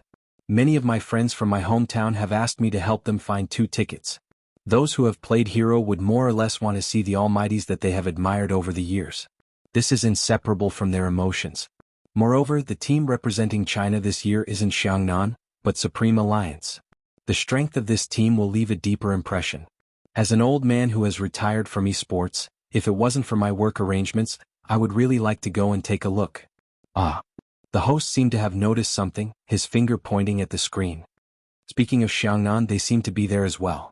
That's normal since the competition is worth watching. The host asked, "From what Almighty C said, you seem to have a good opinion of Supreme Alliance. I'm not sure if you saw the interview this morning, but someone said that it would be extremely difficult for Supreme Alliance to win this competition." Indeed, it will be difficult. Hence, Supreme Alliance will need to go all out. If not, they might be suppressed by the Japanese. "Oh? Why do you say that? Is it because Chinamo isn't around?" The host was interested to hear the analysis from the audience. You'll understand when you watch the competition. Facing the Japanese is a very stressful task. The strength of the Japanese lies in the fact that every one of their players is outstanding. Even their trainees are comparable to some of our professional players. I'm not saying this to belittle our country or anything. Everyone knows the current situation. In terms of esports, they seem to have a natural advantage. With Wuxia and Hoshino blocking their path, no team can think calmly against them. Any strategy will be useless against the Japanese. Everyone who plays games knows how strong Hoshino's prediction skills are. Even though he isn't the captain of the Japanese, he is hailed as the god of prediction. Wuxia doesn't need to be mentioned. He is able to accurately predict a person's movements and habits after watching them play once. Only in an esports competition will you be able to see how terrifying he is. The host was taken aback.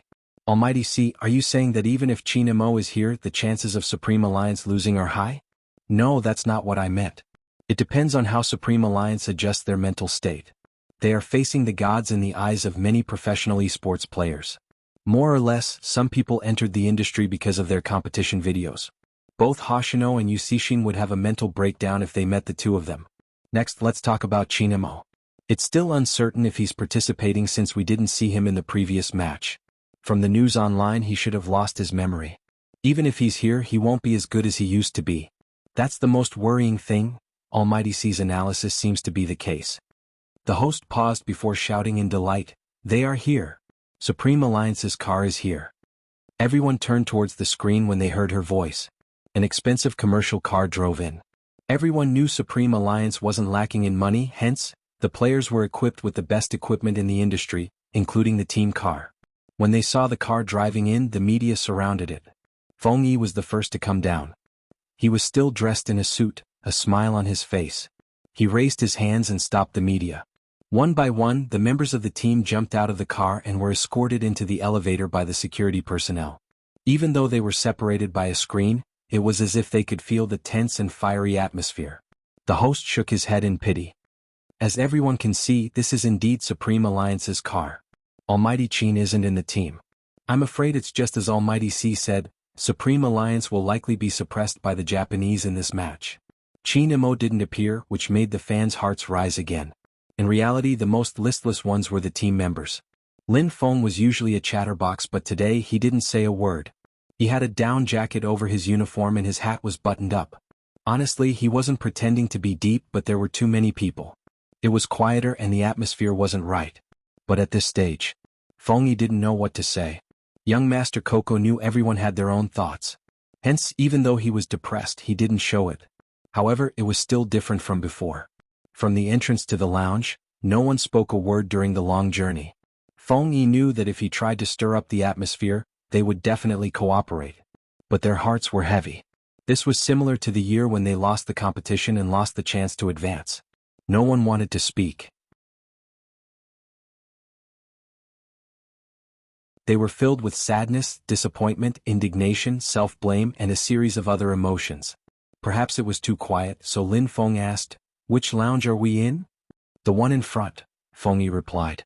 "Oh," Lin Feng replied. He was the first to reach it, removing his jacket as he pushed the door open.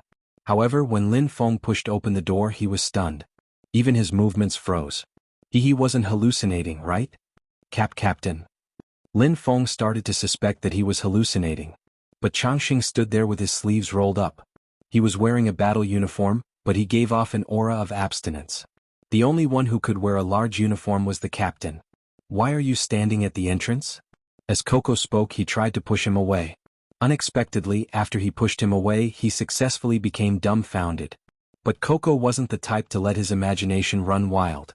He shouted for Captain while pouncing towards Chinamo. Bojio reached out to push him away, a smile on her face. "Coco, even if you are a guy, please maintain a suitable distance from my boyfriend. Don't pounce on him so easily." Of course, she was the only one who could pounce on the Almighty. After Coco was pushed away, he wasn't upset. Instead, he smiled happily, showing his 2 canine teeth. "I knew Little Spade was the best. You are handsome and reliable. Bringing Captain back is a small matter. How could it be difficult for you? MMH, it's good that you understand. You don't have to say it out loud even though I like it." This was the reply of someone who had never known humility. Shui Yaoyao and Yin Wuyao, who were still standing at the entrance, couldn't help but laugh. Rao Rong's eyes lit up. He turned towards Chinamo. Even if he had lost his memory, he should be the one to end the match. Lin Feng paused for a moment before bursting into laughter. His first reaction was to hug Little Spade's neck and caress her head. Of course, this idea he was just thinking about it, because just as he raised his hand, preparing to place it on Little Spade's shoulder, the captain's emotionless gaze landed on his face, giving off a strong sense of oppression. Lin Feng's scalp went numb. He immediately retracted his hand. Just pretend that nothing had happened. It's good that you're here. Feng Yi walked in. At this moment, the smile on his face was real. He had already prepared himself for Little Spade's absence. Unexpectedly, Little Spade wasn't the only one who came. Even young Master Qin was back. At this moment, the rock in Feng Yi's heart finally fell. After all these years, all he owed was a match like this. Because there were other people in the team, he had to consider them every time. They were supposed to be famous in international competitions, but because of the team itself, they couldn't compete at a bigger venue. If they were really implicated, in reality, it was Supreme Alliance that implicated Qin Mo. They weren't like Xiangnan, they didn't have a lot of reserve strength to use. In fact, they didn't even have the right conditions. If he had gone to Xiangnan, his godlike operation would have been known to the world. Supreme Alliance was too new and they couldn't find good players. As a result, there weren't many people who could match up with Qin Mo. He was the MVP in every match, be it against the wind or with the wind. But in the end, Supreme Alliance didn't even have the qualifications to leave the fortress. This was the portrayal of Supreme Alliance in the past. As for those with the highest points, because their teams didn't advance, they all disappeared. Even so, when all the big teams came to poach him, he didn't leave. From an assassin who came and went without a trace, he became a team control who stood under the tower. These were all sacrifices he made for Supreme Alliance. Fortunately, it was different this year. Once again, Feng Yi was thankful for Little Spade's existence. She didn't just find young Master Qin, but also the game, perhaps others couldn't tell. He knew the sacrifices Qin Mo made and understood the best. After Little Spade appeared, he was really happy when he played the game again. Because he didn't have to worry about anything, he could use the character he was best at to compete. It was just like the first time he met him. Feng Yi believed that even without his memories, he could still amaze the audience. Lin Feng didn't think too much, he just wanted to ask one thing. Little Spade, are you okay? He left in that state yesterday and couldn't be contacted. Of course he was worried. He hadn't expected to be fed dog food. My body? I'm fine. I had a fever last night and Brother Imo took care of me the whole night, using his forehead to test my temperature. I don't think you can enjoy such gentleness.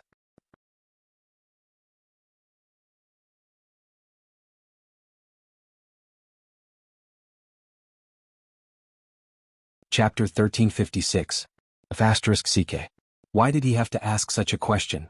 Lin Feng's lips twitched. He didn't feel like speaking anymore. It had been because of his sadness previously, but now it was because of his pain. In the future, she would capture all the people who flaunted their affection in the game and confiscate their assets. Bojo didn't think so. When she had been in the military, she hadn't even had anyone to flaunt their affection for. Now that she finally had someone, she had to talk to her best friend, Lin Feng. Lin Feng asked, "Wait a minute, what did you say I was? Best friend?" "What?" Bojo arched a brow. Lin Feng's face was fierce. "I'm a man and you want me to be your best friend? Yao Yao is your best friend. Go talk to Yao Yao." "It's not the same." Bojo replied slowly, "It's fun to talk to you. Doesn't your Zero like it?" Another critical hit after the previous night. Zero. Zero? Him. *CK. Is there a Zero like me?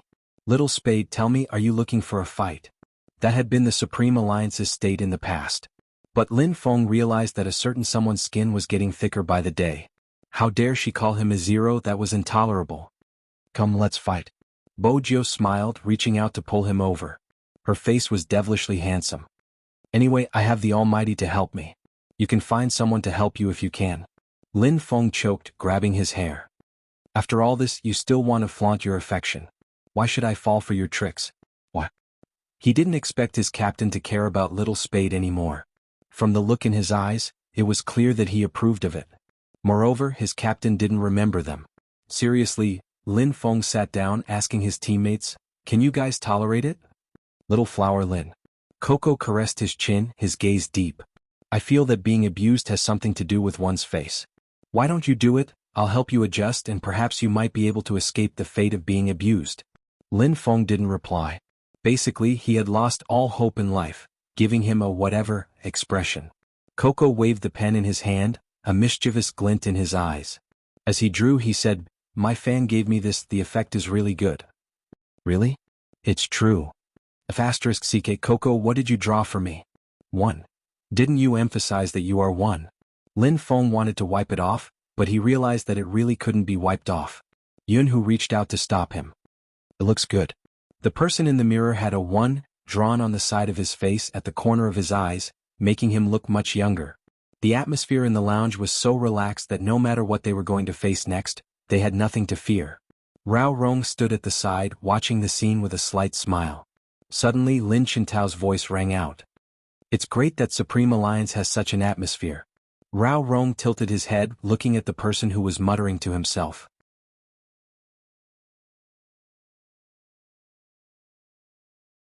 He reached out and placed his hand on his naturally curled hair. You are now a member of Supreme Alliance. Hearing this, Lin Chintao paused for a moment before smiling brightly. Yeah, me too. The members of the pro teams knew that other than Xiangnan, the atmosphere before the match wouldn't be like this. In the past, the investors would shove people into the team in order to raise their popularity. They could have won the competition, but because of this, they would be exhausted. Supreme Alliance was different. It felt as though their dreams weren't just dreams anymore. He wanted to prove himself in the profession he loved. At the very least, he wanted his parents to know. He wasn't any worse than those who worked. His profession could also be respected by others. Perhaps he could understand why Almighty Yin had joined this team after his retirement. Because here, he had found the drive he had when he had first entered the industry. He wanted to wear the national flag with his teammates and stand on the champion's seat. That day had finally come. There wasn't a single person present who didn't think so. In the past year, they had been chased after, liked, spread rumors, tarnished beyond recognition, becoming a memory etched in many people's minds. Their abilities would be revealed in today's competition. Perhaps because the atmosphere was too harmonious, Qin Imo didn't seem to have any intentions of mentioning it. Hence, apart from Bo Jiu, no one in the team knew that Qin Imo had recovered his memory, much less the shoutcasters. 1:45 p.m. There were 15 minutes left before the competition officially started. At the scene, every staff member in charge of broadcasting was checking the equipment in their hands in order to avoid any problems during the live broadcast. The 3 hosts, 2 men and 1 woman, stood on the stage facing the script. Time trickled by. Therefore, the esports fans who came to watch the competition were already seated. The audience outside had been cleared. 10 minutes ago, the ticketing could no longer be checked. The atmosphere was unimaginable. 1:55 p.m. The various online gaming channels were flooded with red. After the stage control and director checked their watches, they gestured to the backstage. Voices rang out from the resting rooms of both teams. Although the language was different, the meaning was similar. He reminded all the teams that there were less than 5 minutes left before the start of the match, and asked all the teams to get into position. When the voice rang out, Lin Feng was still pointing at the number 1 on his face, asking Yunhu if he should attack. After hearing this broadcast, everyone's expression changed in an instant. It was replaced with unprecedented seriousness. That's right, seriousness. Even Feng Shang seemed to have grown up, his features clear and distinct. Yin Weiyao paused in the act of lighting his cigarette. Rao Rong put on the wrist guard on his right hand.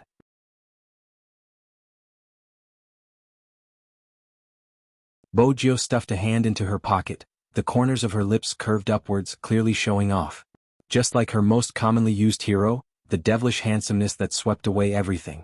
Qin Imo reached out to close the cabinet, turning around. His voice was calm, but it seemed to be able to shake the entire venue. Are you ready?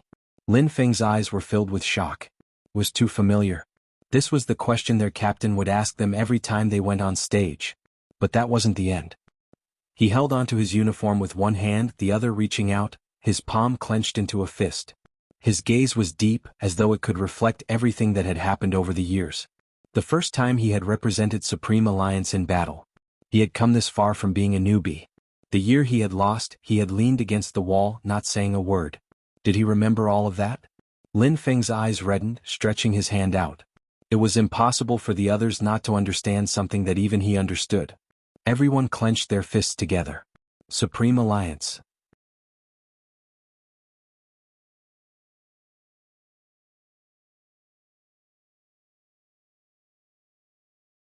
Chapter 1357. Swoosh. The screen opened. The director signaled for the last time. The three presenters glanced towards the camera. 1:58 p.m. The final countdown to the online video. Words streaked across the screen, words written by countless fans for Supreme Alliance. Some said that this group of people had all the craziness of their youth. The black coffee they had shared with their brothers. The instant noodles they had eaten together. The unforgettable first love. Even more so, the best appearance of our youth. 2018 Esports Asian Cup. There was a loud bang. Flames surged. The appearance of the presenter signified the start of the competition. Hello everyone, we meet again. I believe everyone is anxious, we are just like you, not knowing what kind of exciting competition we will be watching. Let me reiterate, this is the finals of the 2018 Esports Asian Cup. Don't change the channel, the players you want to see will be appearing soon. Come, let's start the countdown. 10, 9, 8, 7, 6, 1, 0. Let's welcome the first team, the Japanese. Swoosh. All the lights were focused on a single point. At the large entrance on the left, those people seemed to have walked out from the halo. It wasn't baseless to say that the Japanese were strong. Just like their aura, it was as if they were formed by nature. Yu Cixin still had long silky black hair, but it didn't seem feminine. Instead, after he wore the tailored uniform, there was a sharpness that couldn't be ignored, just like the smile hanging on his lips. His dark aura was thick, it wasn't something to be trifled with. Hoshino stood beside him. It was obvious he was different today, his black hair tied up with a hairband, his brows like the first snow of winter, revealing his original aura. The doll-faced man stood behind, the entire lineup drawn out. Even though it wasn't their home game, the cheers for Hoshino and Yu Cixin didn't diminish. Some even stood up in agitation. It was purely out of love. On the screens, the information of every member of the Japanese team was displayed. It was enough to make the blood boil. It was because of this that people wanted to see Supreme Alliance come out. The fans clutched the support sticks in their hands so tightly they couldn't even imagine it. In that group of people, there was an auntie who didn't seem to understand what esports was. She was dressed very beautifully today, just like when she had appeared in court for her daughter. However, at that time, the light in her eyes was almost extinguished. The injustices. Who could really empathize with her? When she was in so much pain that she even wanted to end her own life, some people were still asking her to talk about her morals. She got through the darkness that she thought she would never get out of. Rather than saying that he had gained power. Or rather, when she saw the child, she felt that there was still light. Now she was sitting here watching that group of people compete. His heart was warm and so were his eyes. There were some things that she did not understand. But she understood those emotions. The young lady beside her held onto her hand and pointed. Auntie, Big Spade will be coming out from that place in a while. I wonder what she will be wearing today and if she will be wearing a dress. She wore a dress yesterday, commanding the entire battle. Her godly predictions emptied my blood. If she wears a dress today, the guy sitting next to us will definitely go crazy. Me too, I brought a Polaroid so I could take a photo of her for my friends. Regardless of what she wears, I like it. As the young lady spoke, she would laugh with her friends. Previously, they had been worried that she wouldn't understand, which was why they had sat on either side of her. Even when they had entered the stadium, they had helped her, even pointing at their own fan attire. We are all Spade fans, we are a family. Who was the one that said that the more darkness one experienced, the more warmth one would understand? They had never met before, but because of their mutual love for the same person, they would protect her wherever they went. Auntie, sit here. The young ladies would even tidy up the rubbish and place it in a bag. Those small actions were enough to see through a person's heart. It seemed like all the ladies that liked that child were like that. With that thought, she smiled. That should be the case, after all, they were that child's fans. Alright, almighties from the Japanese, we are done with the introductions. Now let's welcome our second team, Supreme Alliance. The moment the two words, Supreme Alliance, came out, countless people felt as if their hearts were being squeezed, and all their gazes were looking in the same direction.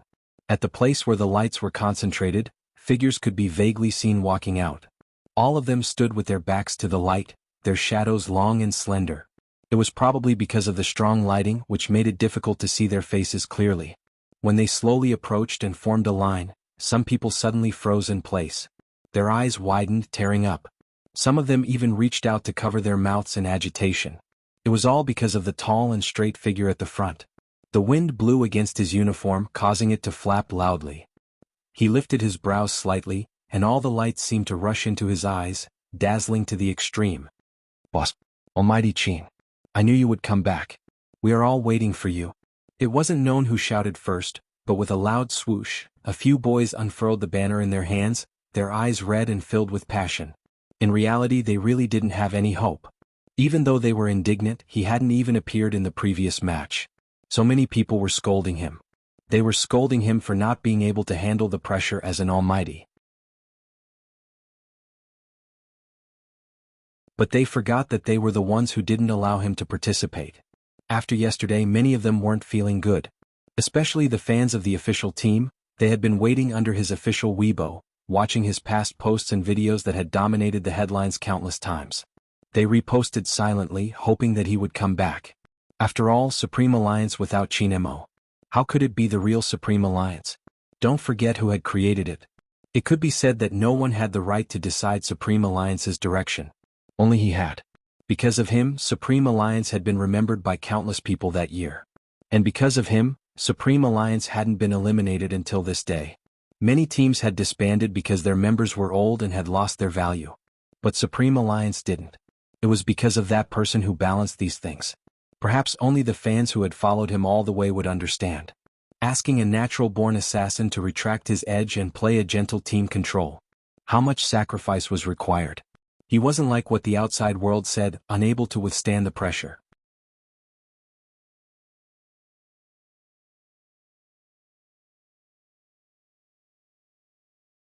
Chapter 1358. Qin Mo's appearance was an unexpected surprise. The number of views on the livestream reached its peak in a second. It wasn't just the fans who hadn't expected this. Even the reporters were caught off guard. They had no choice but to change their thoughts and turn their cameras to Supreme Alliance. Logically speaking, Feng Yi, who was good at public relations, would have given them the news beforehand. But this time, not to mention news, not even the slightest rumor was released. Hence, the people in the industry were guessing that something must have happened to Qin Mo and he wouldn't be able to participate. They hadn't expected him to appear just like that. After a moment of shock, the main director gestured to the backstage. The effect of the spotlight was magnified by one-fold. 8 screens, every single one of them showing Supreme Alliance's appearance. Behind Qin Mo stood a total of 10 players, each face familiar to everyone. Feng Shang, Coco, Lin Qintao, Rao Rong, Yin Weiyao, Lin Feng, Yunhu, Shui Yaoyao, and the youngster with silver hair. She looked like she was appearing in an esports arena for the first time, so clean and warm that it made every girl's heart race. Even though they knew her gender, the moment they saw her in the black and white uniform, with one hand in her pocket and the curve of her chin stretched, they still felt defeated. There seemed to be a faint smile on her face. The chandelier illuminated her silhouette clearly, even her pale lips seemed to glow. Whoosh. Her name appeared on the big screen, Spade Z. There was almost no need for anyone to introduce her to them. Information about her already appeared in their minds. The first Kill King of Area C had entered the enemy's camp alone. Wherever he went, not even a blade of grass grew. This was the complete Supreme Alliance. Obviously, the host's reaction was stunned. Hence, after Supreme Alliance sat down, she said, "It's so exciting, I didn't expect Almighty Qin to appear at this time. I believe the finals will be exciting. I believe the audience is just like me, we can't wait any longer. Now, may we invite all the teams to announce the lineup for the first single match." Instantly, cries of support rang out from all directions. It was as if everyone was shouting out all their enthusiasm, and even their eyes were filled with light. When Yu Cixin, who was sitting at the back of the Japanese, saw this scene, he leaned back lazily and smiled. "What's wrong? Our invincible vice-captain, do you have any good ideas to deal with Qin Mo?" "There is one." Hoshino glanced over and moved his hair aside. "Let me interact with Z more. He'll be jealous." Yu Cixin narrowed his eyes.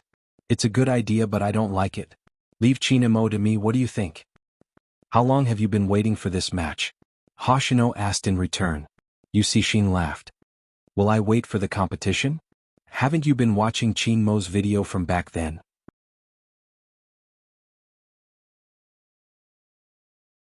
Hoshino asked slowly. "Those who don't know might think you have feelings for him." Yu Cixin stilled, straightening his back, his eyes dimming. "Do you think my prediction is more accurate or his?" "I see." Hoshino put on his wristband.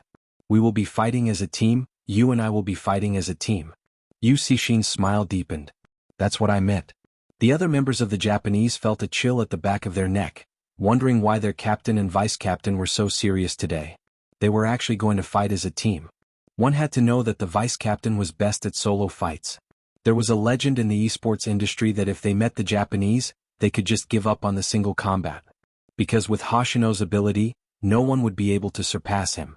What was the point of changing to a team battle? The doll-faced youth was young and curious. Watanabe caressed his chin. Supreme Alliance will probably send their important members into the team battle, which means, before he could finish his analysis, the Japanese team's individual player appeared on the screen. 2 words: Watanabe. Watanabe's face appeared in front of everyone. He arched a brow.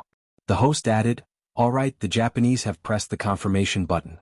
Let's take a look at Supreme Alliance's player, north of the Yin Mountain." The two of them stood up at the same time. Watanabe's lips lifted. "Since that's the case, let me test the waters." With that, he walked up the stage, sat in front of the computer, and wore the black earpiece hanging at the side, not forgetting to glance at his fans. The shoutcasters asked, "It's rare to see such an appearance." "Indeed." The other shoutcaster added, "Honestly, I have watched many of the Japanese's competitions over the years. Under normal circumstances, Hoshino would definitely be the first to participate in such a large-scale competition. It was the same for the match against Xiangnan last year. Why is it different this year? They probably have some ulterior motives?" "Probably." The shoutcasters couldn't make sense of it either. On the other hand, there were people online who were asking why the Japanese had chosen such an appearance. Look at today's competition logically. Everyone knows that Qin Mo's memory loss is set in stone and his skills have deteriorated due to the memory loss. The Japanese have always respected their opponents, but if the opponent is too weak, honestly speaking, Almighty Hoshino wouldn't have come out. There are 2 considerations. One is to test the waters of Supreme Alliance and the other is to groom new singles players. As someone who used to play esports and have participated in competitions, this is my opinion. If you don't like it, don't scold me.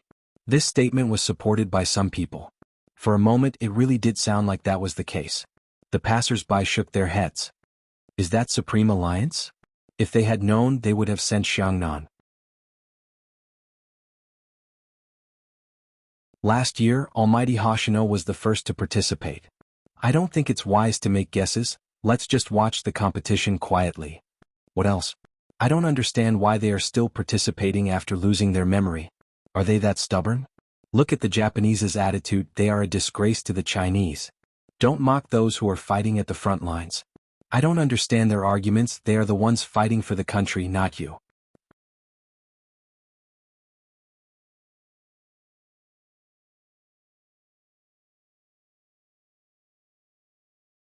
Chapter 1359. Fortunately, this was a competition.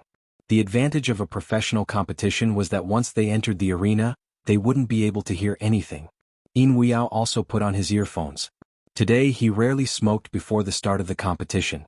Everyone's gazes changed slightly from the moment he sat in the room.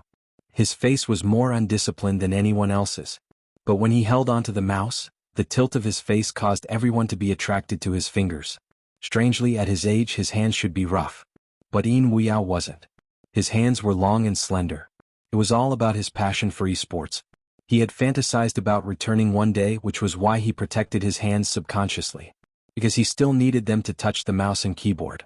The game's sound effects started to play. It was accompanied by the host's agitated commentary. The competition officially started. But regardless of whether it was the fans or the members of Supreme Alliance, Yin Wuxiao's rising and falling hands were all in their line of sight. Watanabe isn't easy to deal with. The shoutcasters voiced their opinions during the battle. Indeed, his positioning and playing style are perfect and he is fast.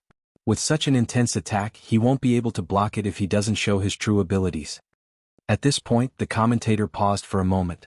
Although this is only the early stages, we all know that the higher the level of a 1v1, the shorter the time it takes. A single thought can determine the winner and loser. If this situation continues, north of Yin Mountain will be in danger. As though to prove the shoutcaster's words, Watanabe used a second skill, striking Yin Wuxiao. Deceleration, dizziness, and a slash during the assault. The speed was so fast that everyone who was watching this scene was stunned. It's really hard to imagine that there's such a fast speed. The shoutcaster's voice deepened. This is probably the strength of a world-class team. Every single one of them isn't an ordinary person. There aren't many people in the country who can stop him. Someone asked if it was that exaggerated. Could it be that Supreme Alliance wasn't doing well, causing the standard of their teammates to drop? In reality, they didn't know how strong they were. The only one who knew was the Xiangnan team sitting in the corner of the audience seats. Luo. Mamich? Do you still remember Watanabe? How could there not be? In the double match, the two of us tried to stop him. We did manage to stop him, but we lost 2 lives. It was a 2-for-1. Although you and I won that double match, in reality we lost in terms of technique. Yeah, there were minions there and they helped us push away the opponent's crystal. Now Yin Wuxiao is fighting this guy alone. No matter how I think about it, it's a little strenuous. It was indeed so. You would only be able to understand the strength of the Japanese when you really face them. Wasn't it just a second skill? Why did Yin Wuxiao look so weak? In fact, this second skill added a lot of positioning and prediction into it. The smoother the movements, the easier it was for people to overlook the details. In a high-level professional match, nothing was as simple as everyone thought it would be. If this continues, Uncle won't be able to get up in the later stages. Although Goddess Luo was a girl, she was best at analyzing the situation. Watanabe's strategy is obviously to test the waters for the Japanese. Uncle has to think of a way to make the other party reveal his true strength. Only then can we say that we have a chance of winning this duel. After all, you and I both know that when he fought with Watanabe, his abilities weren't just this. Before Goddess Luo could finish her sentence, Xiao Jing's voice rang out. He crossed his arms, his dark eyes focused on the screen. It's coming. What's coming? Before anyone could react, Yi Qin had already taken action. Watanabe suddenly launched his second wave of attacks. The defense tower was still there, it was completely unexpected. It was another second skill. Just as everyone thought Yin Wuxiao was oblivious and was doomed. His right hand moved swiftly, leaving the opponent's area of control. The tower's damage landed on Watanabe's body. But that wasn't the end. Watanabe moved his mouse, wanting to use his positioning to take the first HP. Unexpectedly, in the blink of an eye, that person moved his mouse handsomely, his fingers moving up and down on the keyboard as he spun around and stabbed Watanabe. Beautiful. The shoutcaster couldn't help but exclaim. Watanabe's intelligence moved. He wanted to redirect the damage onto his opponent. Yin Wuxiao wasn't a pushover either. He moved like a snake to avoid the damage. The audience's jaws dropped. But Watanabe didn't let go of this chance. And he really managed to hit his opponent. In a flash, he dashed forward again. Yin Wuxiao backhanded him. The two of them hit each other at the same time. Go. The music started. Everyone saw these 2 words appear on the screen. North of Yin Wuxiao fell backwards in a pool of blood. Even though many fans couldn't accept what they were seeing. But it was indeed the drop of blood that Yin Wuxiao had given away. According to international practice. In a 1v1 PK, whoever could get the first drop of blood would be the victor. The fans didn't expect it to end so quickly. The defense tower hadn't even fallen. Why was it gone? This was the middle stage, the match hadn't even started for 20 minutes. How did it end just like that? Just as the audience sat in front of their computers, feeling that Supreme Alliance wasn't worth watching anymore and was about to give up on the competition. All of a sudden, another sound effect played. It was Watanabe. He was lying in a pool of blood too, but he was a step slower than Yin Wuxiao. Watanabe hadn't expected this. Even his hand, which was holding the mouse, paused. It was in his calculations. After killing someone, he could ensure that he wouldn't die when he left the tower. Even if the other party retaliated, it would be within his control. Watanabe narrowed his eyes, glancing up at the slow-motion replay. That was when he realized that the other party wasn't just retaliating, he was also moving skillfully. He had obviously sensed his second attack and was planning to retaliate. If it wasn't for the fact that his opponent had slowed down during the turn just now, he might have been the first to be killed. Watanabe's lips twitched as though he was saying, "Interesting." It was indeed interesting. He hadn't seen such an opponent in a long time. Even in such a situation, he was still able to bring him along. Everyone's eyes widened, and even the shoutcasters felt that it was a pity at that moment. But a competition was a competition and rules were rules. Yin Wuxiao was the first to fall and the first HP belonged to Watanabe. Hence, even though both parties had eliminated each other. You're tuning in to the Han Li's Wuxia Adventures YouTube channel. We're so grateful for your support and don't forget to subscribe to join us on this incredible journey through captivating stories. Your generosity through donations truly makes a world of difference. as it's the primary source of revenue that allows me to expand and enhance this channel for you. Thank you from the bottom of my heart for being a part of this adventure.